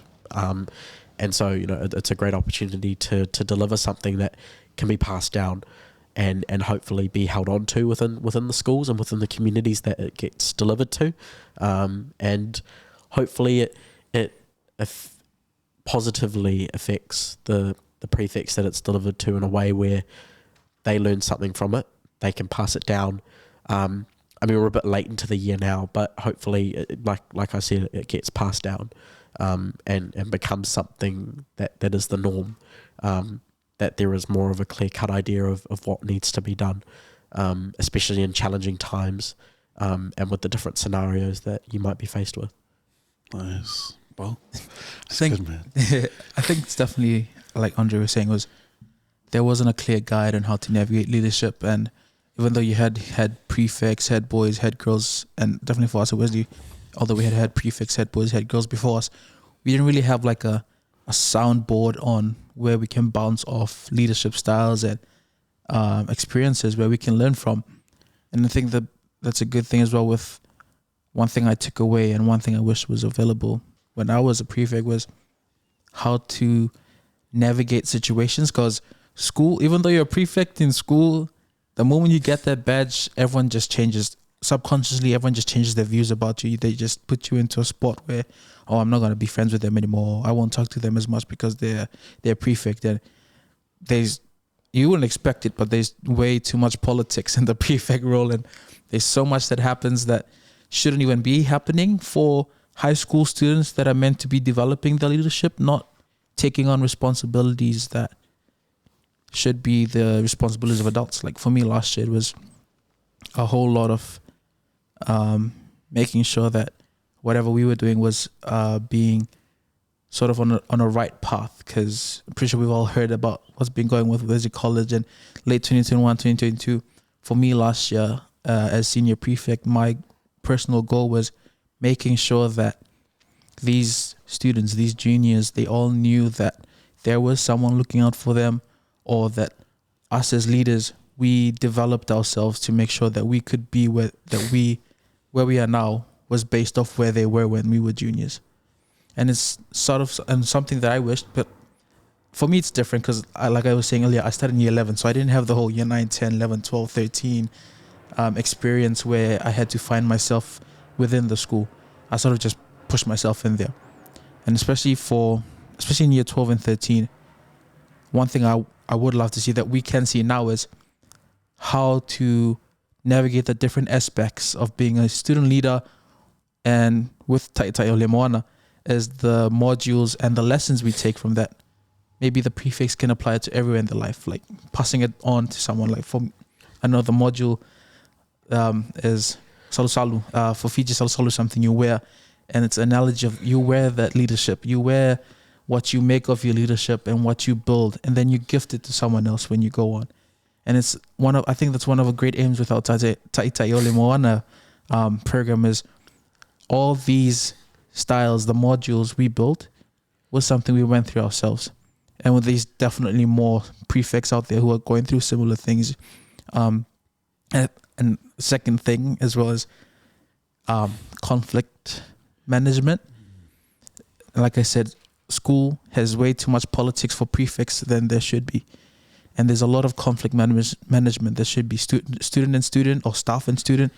And somehow prefects just get caught up in all of it for some reason because of the badge. And I see the point of it, but it comes to the point where why are you involving a student leader in a situation where it's a staff and a staff? Like, because they're affecting the students. Yeah. You're affecting the students by what you're doing.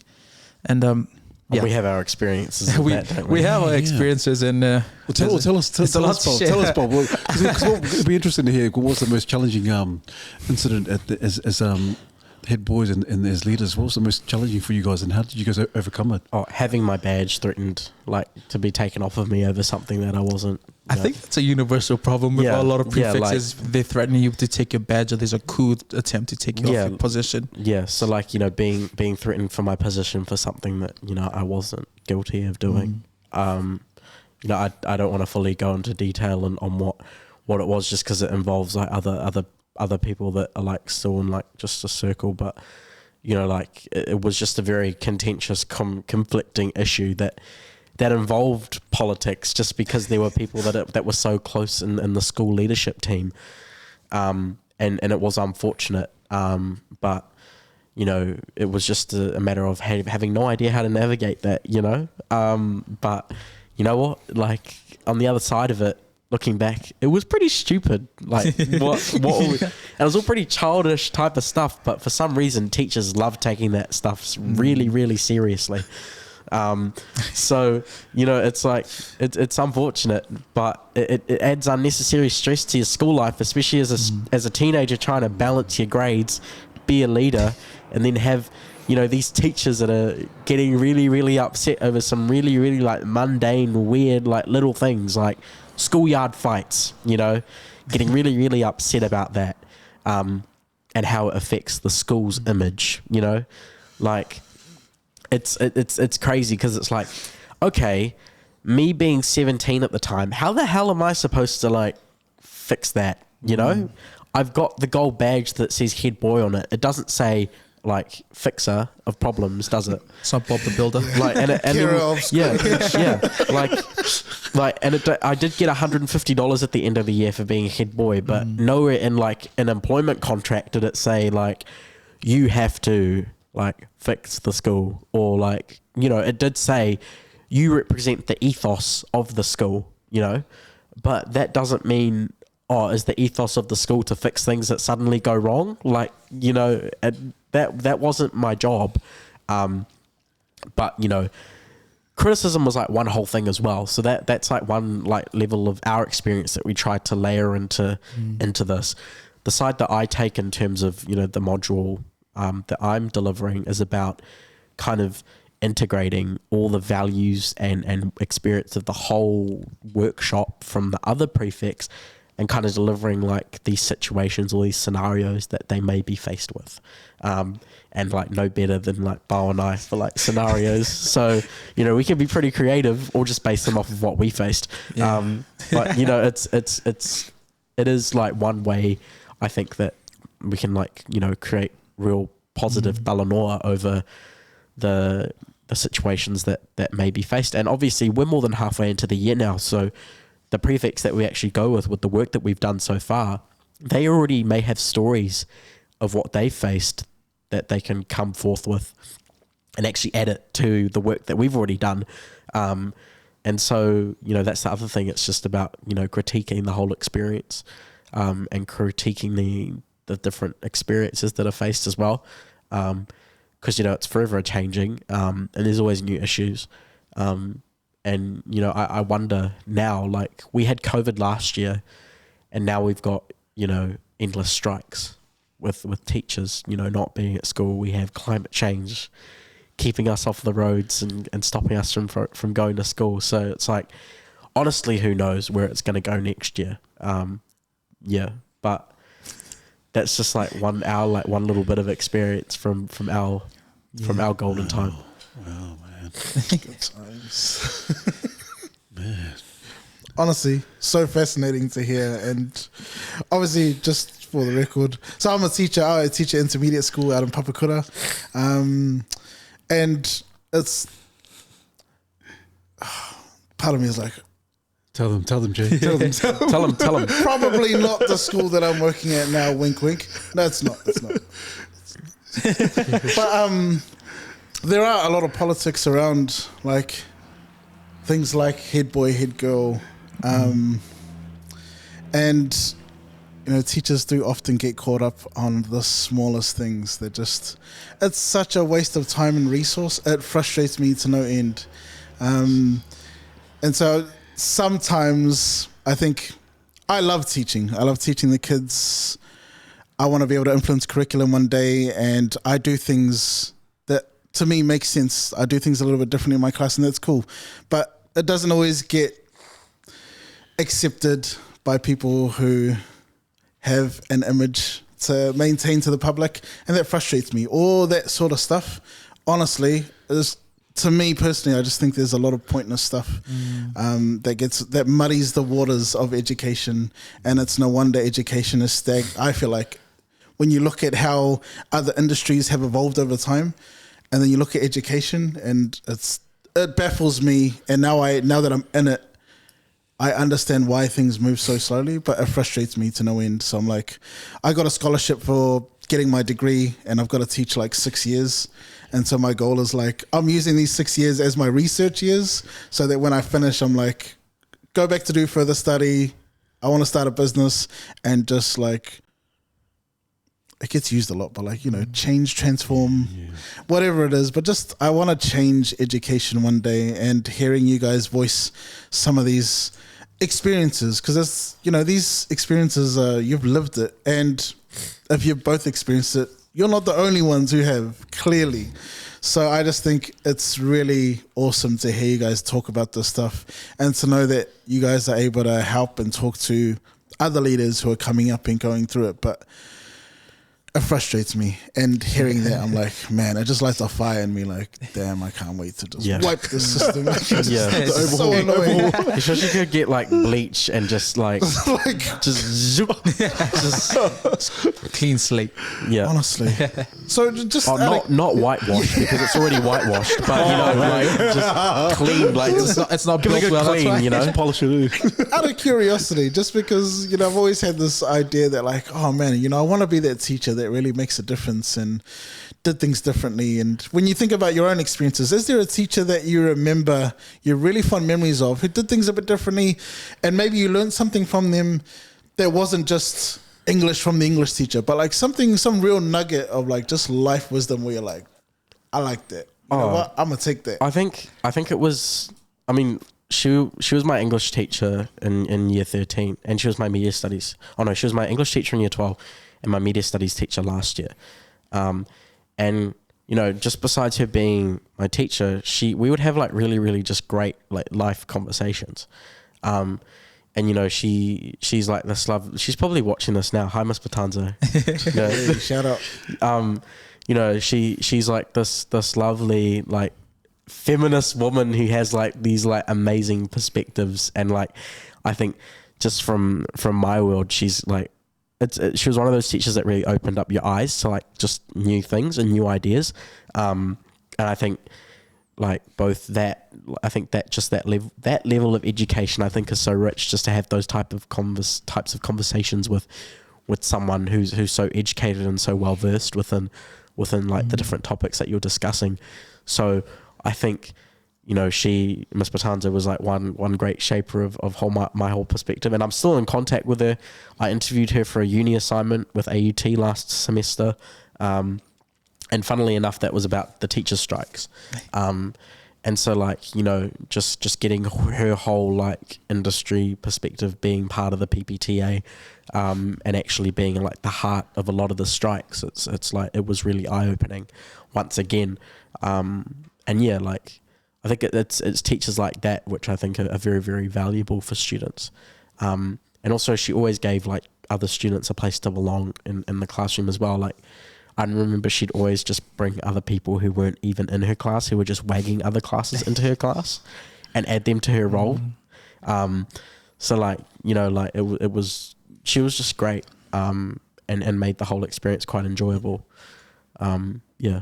So it's like teachers that aren't as political, or aren't as, the rule book says this, but like that understand it. Like, and for me it was, I'd say two, because I came from Fiji, and then I came to New Zealand at Wesley College. So at my school in Fiji, it was 90 Christian community school. So it was a Christian school, private, and I like to say I went to school with a lot of industry type kids, and I love them to this day. I still keep in contact with them.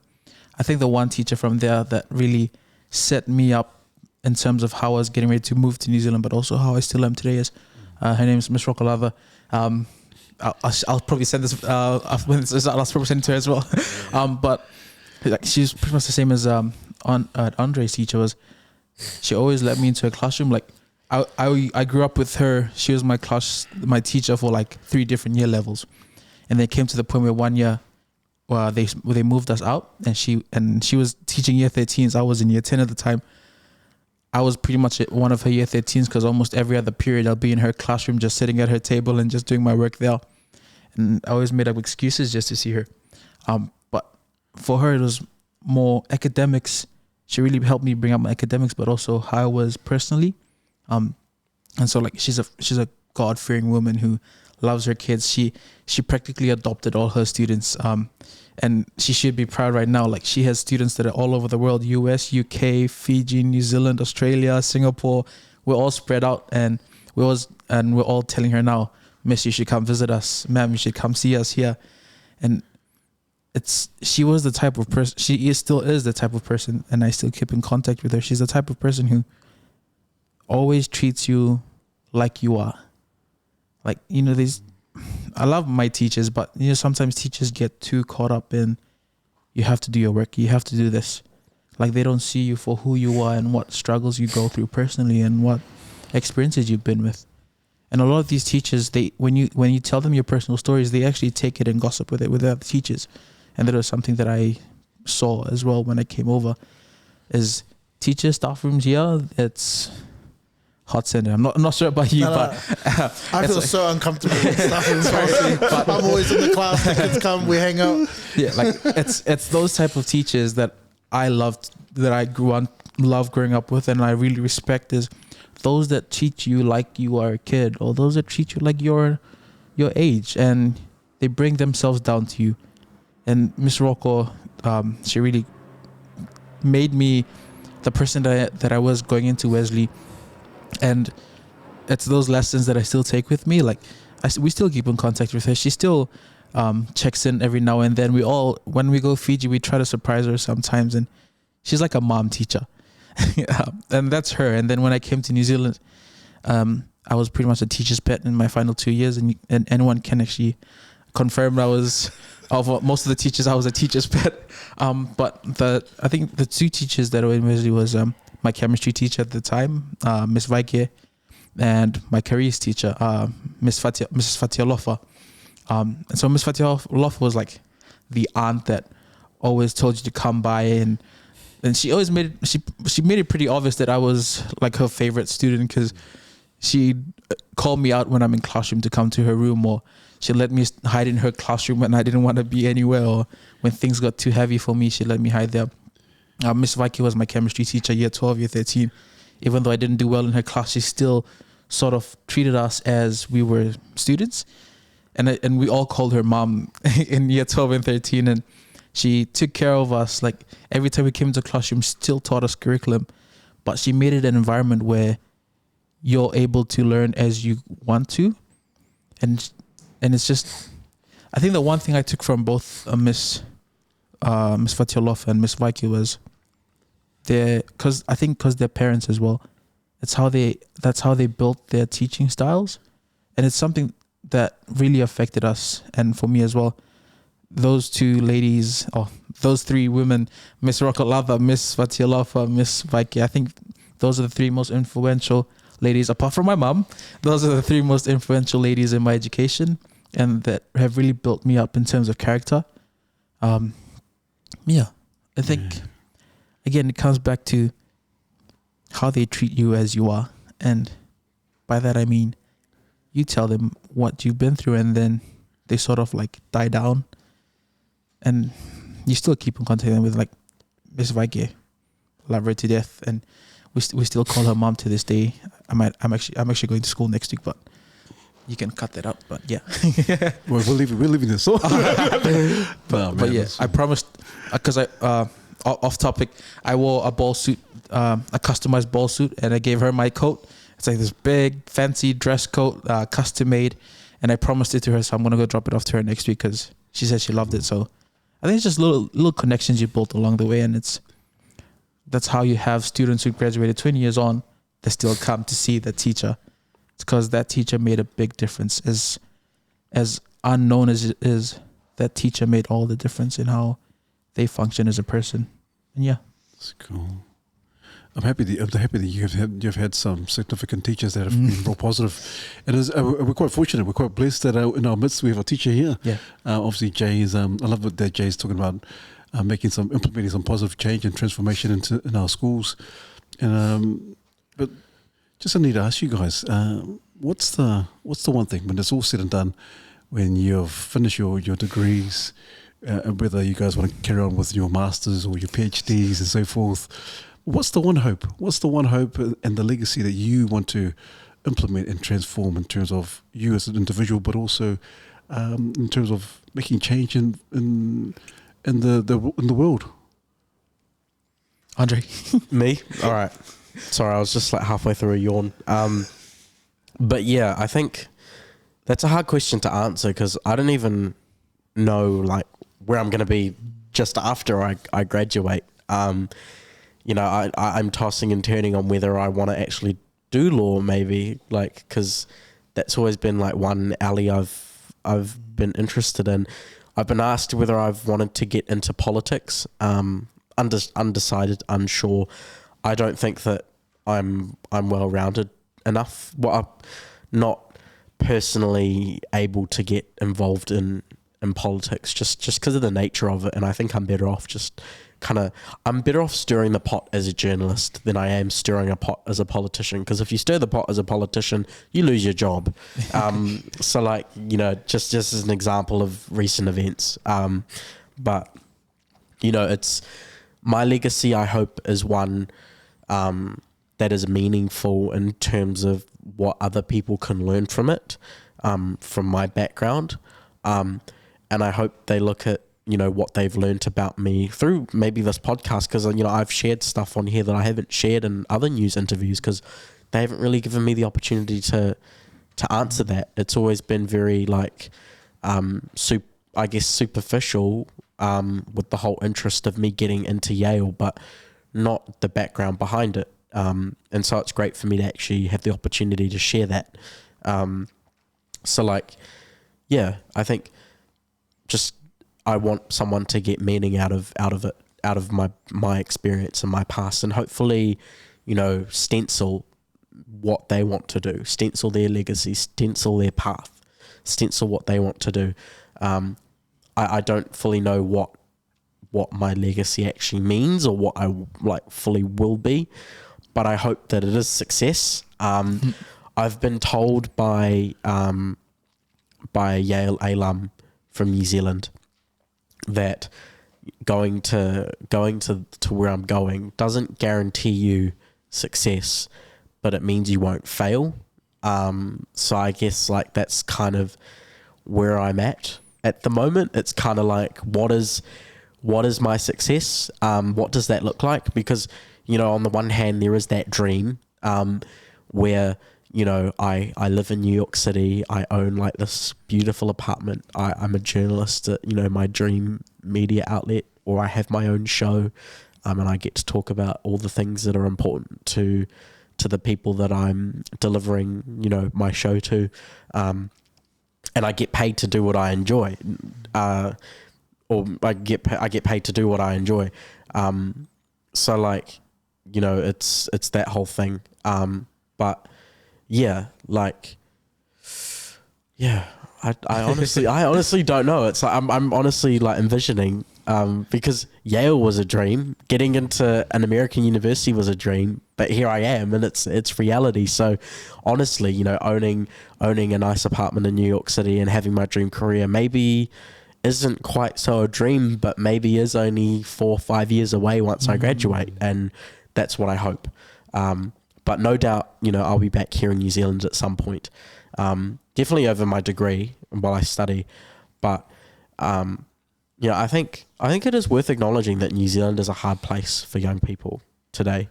And so, I don't blame young people who want to get out there and experience new things. And that's the position that I'm in at the moment. But, no doubt I will come back and I will implement some change on my people here, because I think I owe it to them. And that's definitely what I want to do. Yeah, awesome, Andre. Well, Yeah. Sorry, but I think, yeah, hopeful to see Andre leading his own show, possibly Fox News. No, not Fox. Heck, not Fox. But I think for me, the one thing I want to leave behind, and I'm still working on it today, I based it around one theme is hello. And what Hello. I'll break it down. Is it me you're looking for? Yeah. And in terms of hello, like that's how I want my legacy to be. What I mean by that is, for last year, my personal goal was to know all the students' names, and that, you know, like they see someone and they know who I am and what I can do for them. And this was like 350 kids, and I had to and I made a goal to memorize all their names, and I did. And that's something I want to take on as well, is like how Andre was saying is success is when I continue to do what I would do and with my goal. And I think I've only told a few other people, but like, and Andre who said it, like United Nations, I want to be the first Fijian Secretary General, and, you know, big goals. And it's part of like 20, 30 years from now.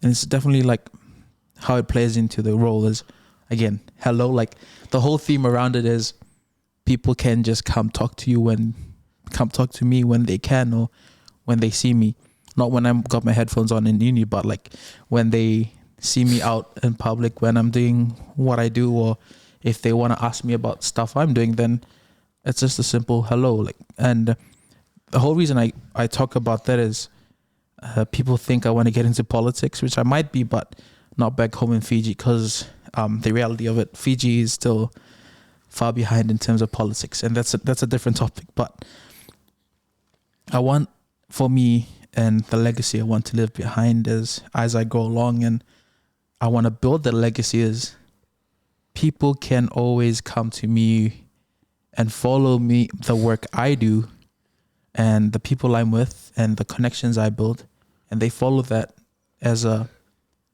you know, as a conversation line to how they want to build themselves, and then sort of form their own connections. And this isn't my theme. It's not my topic. It's something I actually took on from a mentor of mine, and a lady who I'm very blessed to know, because she sort of aided me into getting into AUT now, and the work that I can do through uni to sort of get more education around it. And but yeah, hello. That's I hope that makes sense too. Yeah, man. A hello or a hi, and it's just simple, something simple as that. It's cool, man. I like that. Hello, my hello. Jay, you. Man, honestly, I think I was just really touched. Even just going back to you guys talking about your teachers, I was just like getting teary-eyed, being like, damn, like what a cool legacy for your teachers. And I just imagine thinking about my kids years from now, the wonderful things they'll go and do, the world changers, the world beaters, and the giants that they will become. It really touched my heart to hear you guys talk about your teachers like that. Funnily enough, I got parent-teacher conferences tomorrow, so it's like a whole day. And honestly, some of the kids are just like, oh, you're not going to talk to my parents, Mato. They're not keen. Called the parents up. I was like, I have to know where your kid gets their personality from. Like some of them, I just dropped texts like, I just have to meet you because I love your kid so much. There's such an awesome character, and I'm seeing all the parents tomorrow, so I'm really excited for it. And I think just hearing your fellas tell and all about your teachers and seeing how far you've come on the backs of the adversity that you faced. Like, I think when I think back, at least through my own experience, like translating my adversity, it led me to a path of like resentment. But to hear you guys flip it in terms of like, it made you embracing it as an ingredient in who you are today, I think it's really cool. And I don't know, have there been times where you've felt some sort of resentment about, both of you mentioned having to grow up too fast. There must have been times where you're like, why can't I just be like every day, my mates and like have a normal life? Every day, any day. I think, you said resentment now, and it just clicked in my mind that I think, even till now, there are like levels of resentment that I have for my parents, just for what I went through. Some of it totally their fault, some of it not. But it is there. And I think, there are levels of it there are levels of resentment that I think have affected my relationships, but that's a work in progress. That's something that I just have to keep, like hammering down on and working on as I grow, and no doubt I will. But yeah, it's just that's one part of it, and it's good that you added that, because that is definitely one part of my journey, at least. Yeah, it's one of those underlying factors that we don't like to talk about. But we know that definitely is there. It definitely is there. I think for me, in terms of like, sorry, what was the question again? Like resentment. Just about growing up and feeling some sort of resentment because of unique life circumstances, having to grow up too fast when you look around and all your peers are living a seemingly normal life. And I think for me, I haven't talked about it with anyone yet, and it's just something I personally feel every time I'm with my family is obviously having to grow up so fast. I hate it when people tell me I'm so wise beyond my years or when I'm matured, because when I think about why I'm so matured, it's because I didn't have any other choice. And I mean, I love my parents with what they do, even though they're both in 2 different countries and we only talk from time to time. But I think in terms of resentment,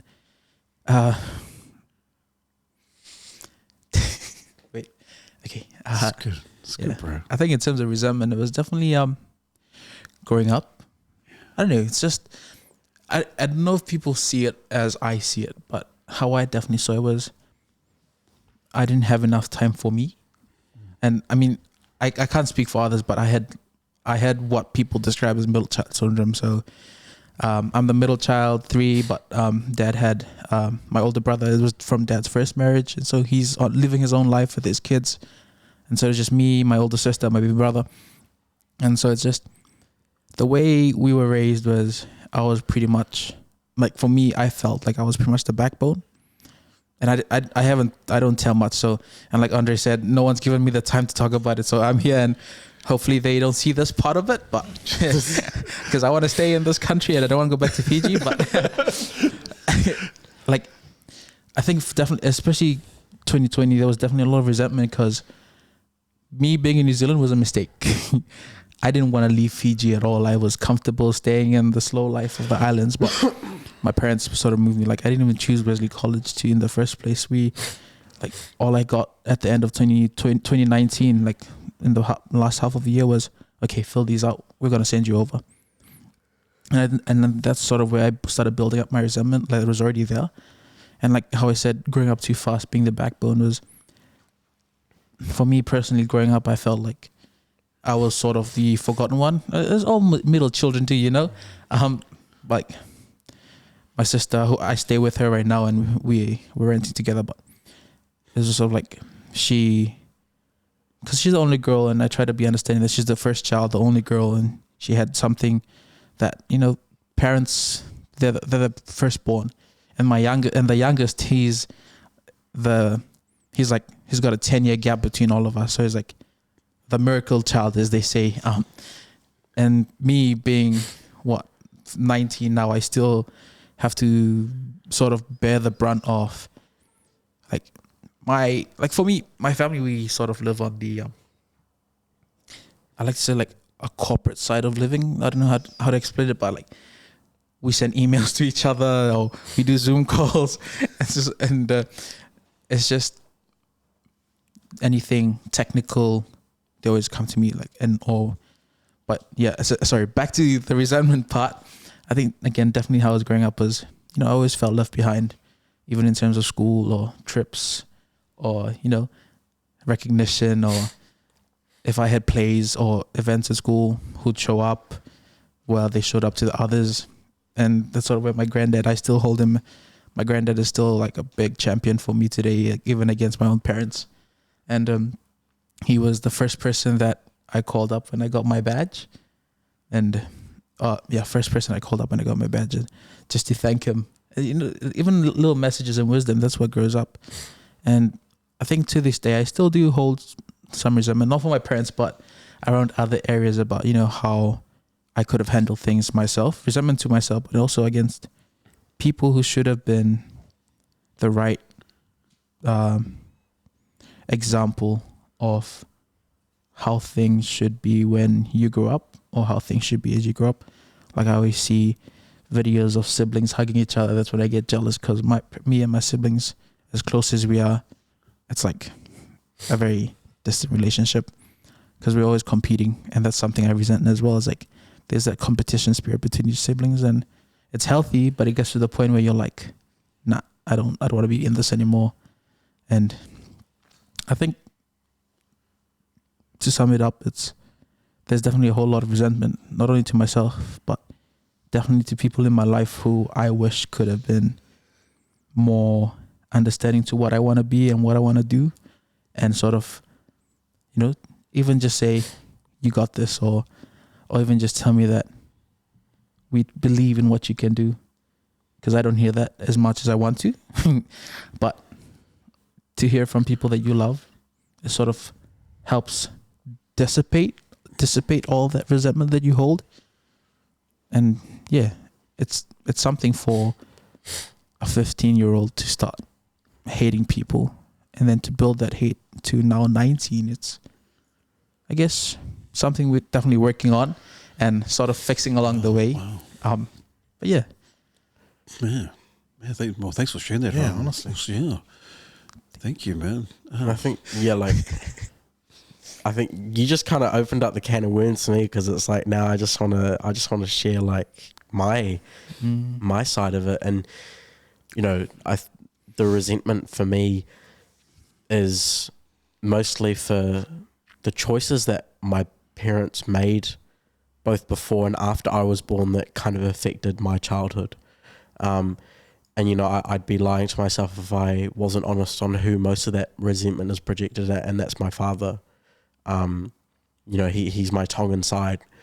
But like, and that kind of overlaps into my whole like cultural identity crises, because it's like, he's the side where I have the most struggle with personally, but I'm still proud of the cultural side that like he's given me. But like, I was 7 years old when I found out that I had a half sister that lived in Tonga, and within 6 months of finding out that I had a half sister who was older than me by 9 years, she came and lived with us. So I was, up until 7 years old, I was the only child on the scene for my mum and dad. And then when my dad's daughter arrived on the scene, it was like, I felt almost like I kind of got like pushed to the side. And so it was like, oh gosh, it was the worst feeling. And that's where it was like just my mum and I, because it was like, I think, putting myself, if I were to put myself in the shoes of my dad now, it's like you have a 16-year-old daughter who you didn't, raise, who has suddenly, shown up, who you're trying to form a connection with, and you're just trying to make up for that lost time, which I guess is one side I understand, but there's that level of resentment on how he went about it, because I felt almost neglected over that period of time, and so did my mum. And that kind of catalyzed their whole separation as well. So I think that's where I grew up faster, because I had to look after my mum. We were kind of like looking after each other over that period of time as we were kind of left on our own. And so, for a long time, my mum picked up the role of a father as well, because, my dad was there in the beginning, but, it was all of a sudden just the point where it was my mum who picked up that sole responsibility of raising me, and we looked after each other and we relied on each other, and we hurt each other. Like, we were both hurting over the different things that were going on. So that was like, where a lot of that struggle came from for me, and especially in my early childhood.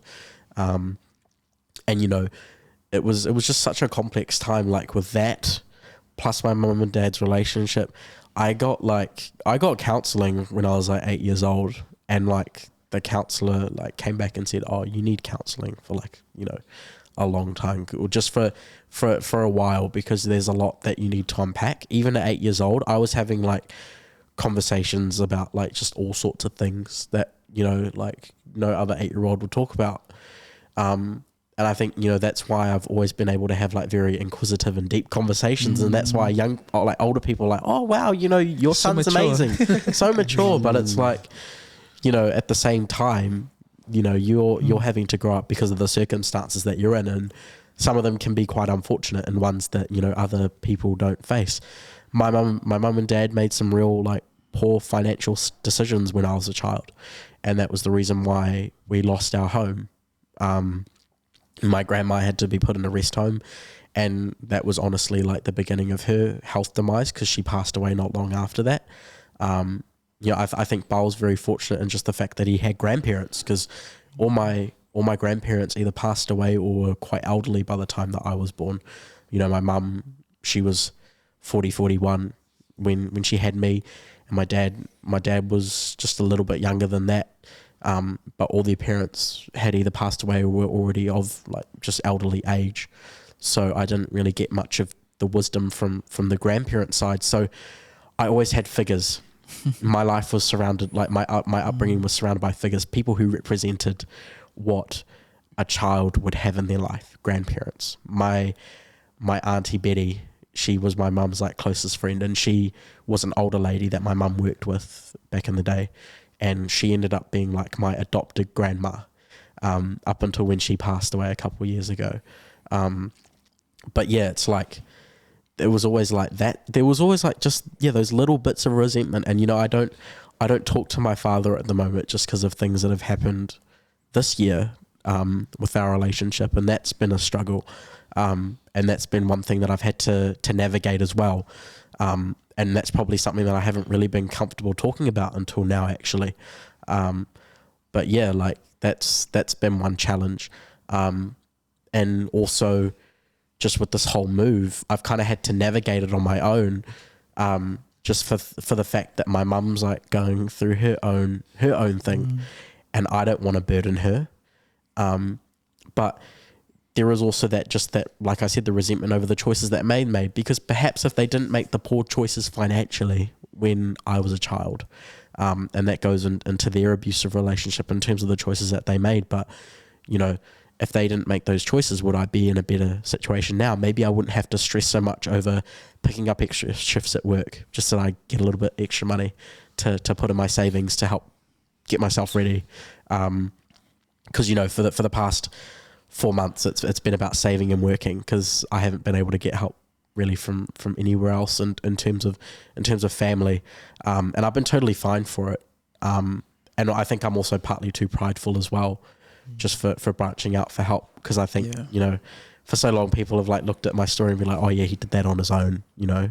But I think like there's just that level of pride of, you know, of resentment, and just of always looking back and being, you know, oh, what if, you know.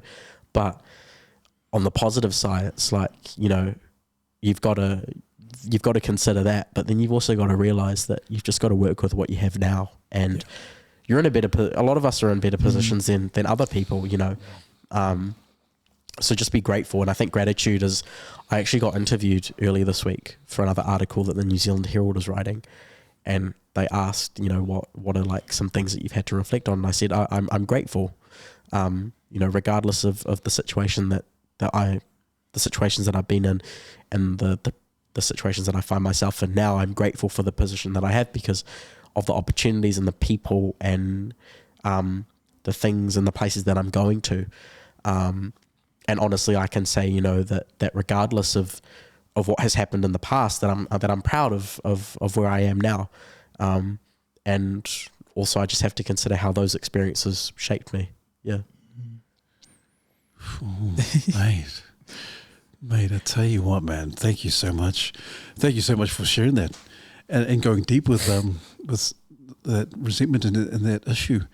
Is there, like you said, Andre, you know, regardless of you know what has happened in the past, and I'm not getting any of your experiences and your feelings and how you feel even now, but you got to admit that regardless of what's happened in the past, and I'm so impressed with your self-awareness and how you guys are articulating how you feel and so forth. It just tells me, and I don't know, maybe you can agree as well, Jay, but it tells me that you young men, you both of you put your exemplary young men who gives hope, who really gives me hope. Like, man, we're in the midst of some real powerhouses here. I'm not just saying that just for the sake of saying it. You guys you know, the hope is that when I see you guys, that you guys are going to do some amazing things. You're going to accomplish some amazing feats, and that's the truth. That's the truth. You go and look, you know, all the things that you had to go through. Look, you're still going. Yeah, look at the resilience. Look at the character building. Look at the strength, the inner strength that you guys have, the mental strength that some other young people, or even adults, I'm afraid to say that, don't even have that. But you guys have it. And like Jay was saying, the wisdom that you guys have beyond your years exudes what's going to happen in the future. And so I fully agree in terms of your legacy, whatever you guys achieve and do, that it's going to be something that's going to be very impacting. And I'm very proud that you guys are here. I'm very proud to call you my young brothers, my young usuals. You know? Thank you. My young usuals. And so, guys, whatever it is you guys do, please keep us posted, and all the best. All the best. I mean, One one more thing I wanted to add is like on just on that resentment thing. Resentment doesn't equal hate, because you know, regardless of what we resent and the people that we resent, you know, there's still that level of love for them. Like, you know, I still love my parents and I love my family, and I love the people that are around me. But you know, like I said, there are those factors that always affect like the dynamics and the situations in the past that you do take. But regardless of what it is love. Like, you know, you can't disregard that, because you know these are all important and pivotal people in your life. And you've got to be nothing but grateful that you have them around. Yeah, well said. Well said. Yeah, just to finish off in terms of the resentment part, I think amidst all of it that happened with me and how I feel about my whole life is, I'm thankful at the end of it. Like, and I don't think I could ever go through what Andre went through, but for me, it's over the past year since like end of last year to now, I can sort of like, I could tell that my dad's sort of like trying to fix that relationship, because it's like building a bridge. Like normally it was just like a message every other 2 days with him, because he stays halfway across the world, and now it's just a message every day. It's like sort of like affirmations that he sends every morning, and it's just, and he doesn't admit it, because you know, like old Pacifica men, emotions aren't a big thing, especially when you grow up traditionally. And for him to be able to sort of start bridging a better connection for me, and with my mom as well, is like, it just adds on to the love, and I think just the admiration I have for both of them. And like Andre said, resentment doesn't equal hate. It doesn't just equal how you feel about a person, but how you personally line yourself up in terms of how you interact with people. And yeah, I think the biggest takeaway was like how Andre said, was prideful, was, you know, things we go through in childhood that certainly affects how we are as older people, and that's how we took on our leadership roles, and how we're here today just talking to you guys on the show and taking those lessons and applying that as we go along, and we're still doing it today. And again, it's just definitely bridging a lot of gaps that were built over the years, and sort of leading it back to where we were. I like what you said. Resentment doesn't equal hate. Yeah, Andre, it is very wise. You know, you could easily just say, you don't want to stuff that, you know, and still hold on to that resentment and not even show that, but you know, still keep it inside and let it kind of rear its ugly head again. You know, when things go rough, or when the going gets tough.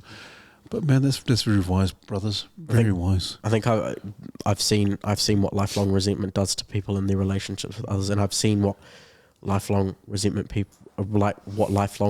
does to someone, because I've seen it kill my closest family members, just from the mental hurt that it does, and I don't want to be like that. So that's just like one core example of just why I have just chosen to let go of not necessarily what has happened in the past, because you know it is still a pivotal part of me, but just kind of like just acknowledging that it happened, being able to reflect on it and talk about it in these environments, but just keep going on with my life and my path regardless.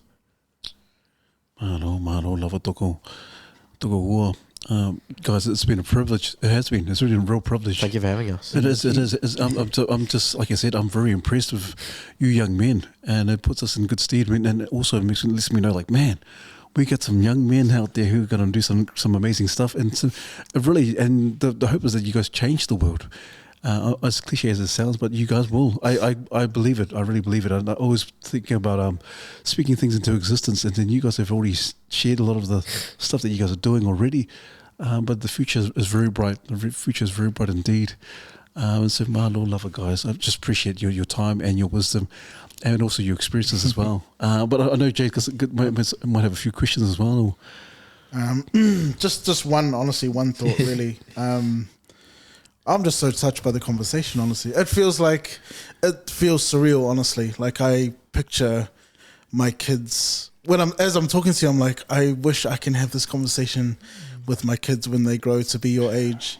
And you just sort of help me realize that as a parent, sometimes as parents, we make sacrifices for our kids and we don't quite know the cost that the sacrifice will have on them. Like we think we know until we do it. And then sometimes it's like, we don't realize, shit, this really hurt them. Like, not only did I make the decision to sacrifice for them, but I actually sacrificed part of them in my decision making.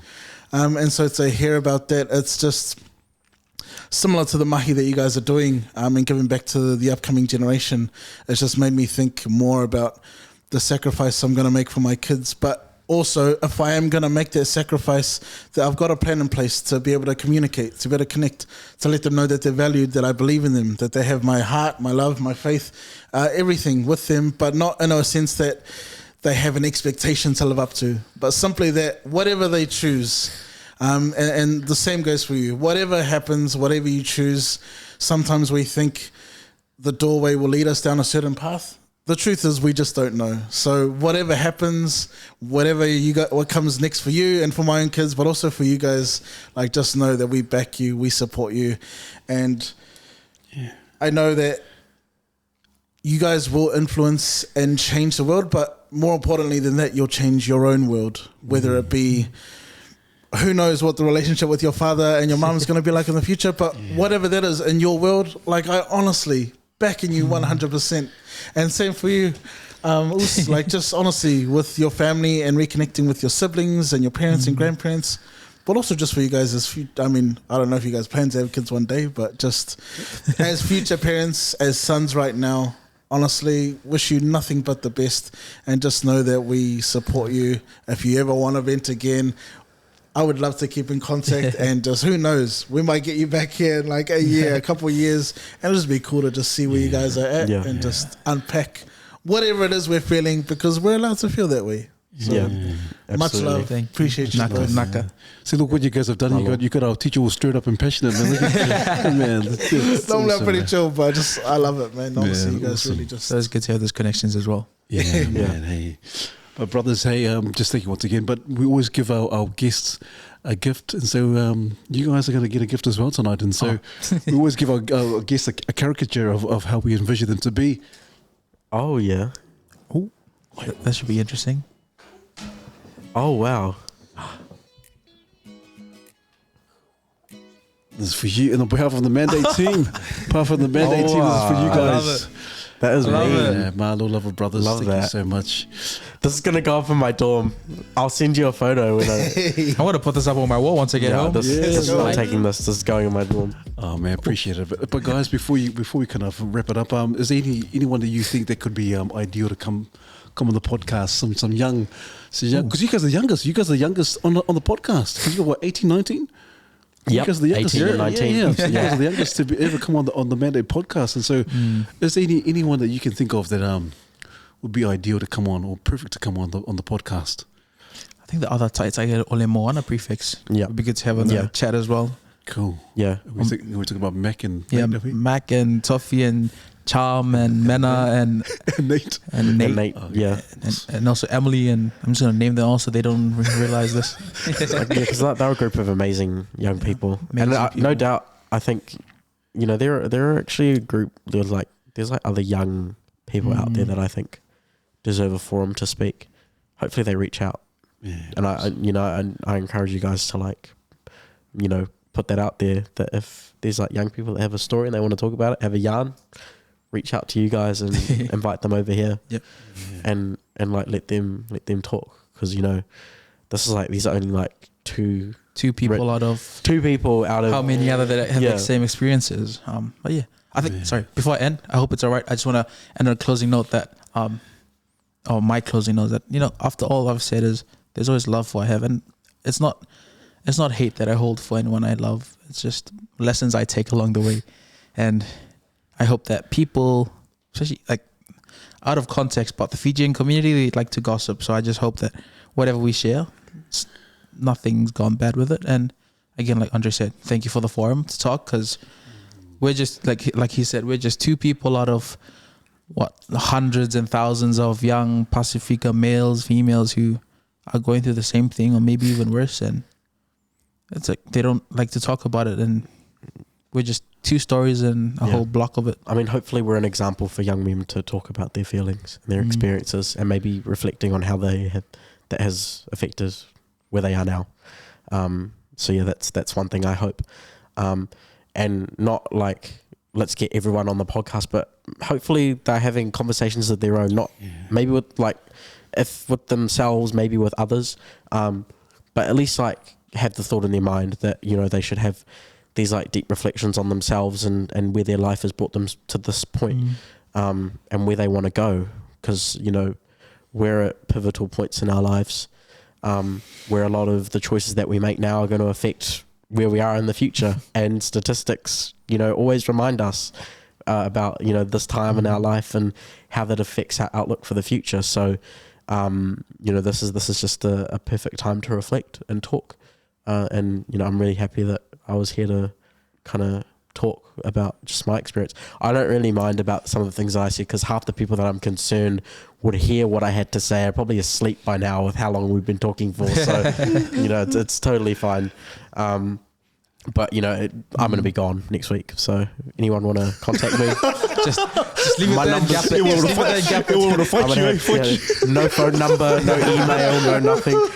Just stir the pot and leave it. I even contacted the gym and was like, you can't take money out of my account. No more money in that account indefinitely. Kind regards. And also cancel my membership. So we'll wait and hear back what they have to say. But yeah. Man, appreciate it, brothers. Hey, we always give our guests the last word, and so any words of encouragement to our young men out there, or young people out there, brothers? I think don't take no for an answer. Send it, and look where you've come from. Look back. Don't forget to look back, but always look forward. Nice. I think, it's definitely. So, what say to all the young people out there? I think. The best thing I could say is just take your time and finding your communities and finding your grounding in the world, because it's a big, heavy place. And, you won't always have another person like you. So take your time, be who you want to be, and find your grounding. Yeah, that's what I'm going to end with. Man, and you guys got to make us proud. You got to make Tonga proud, the Kingdom of Tonga, Fiji proud, and also New Zealand, but more so yourselves proud. And so, man, thank you once again, brothers. And please don't forget to like, subscribe, and comment. Look forward to your well thought out comments. And as usual, brother, refine, unlock, and take charge.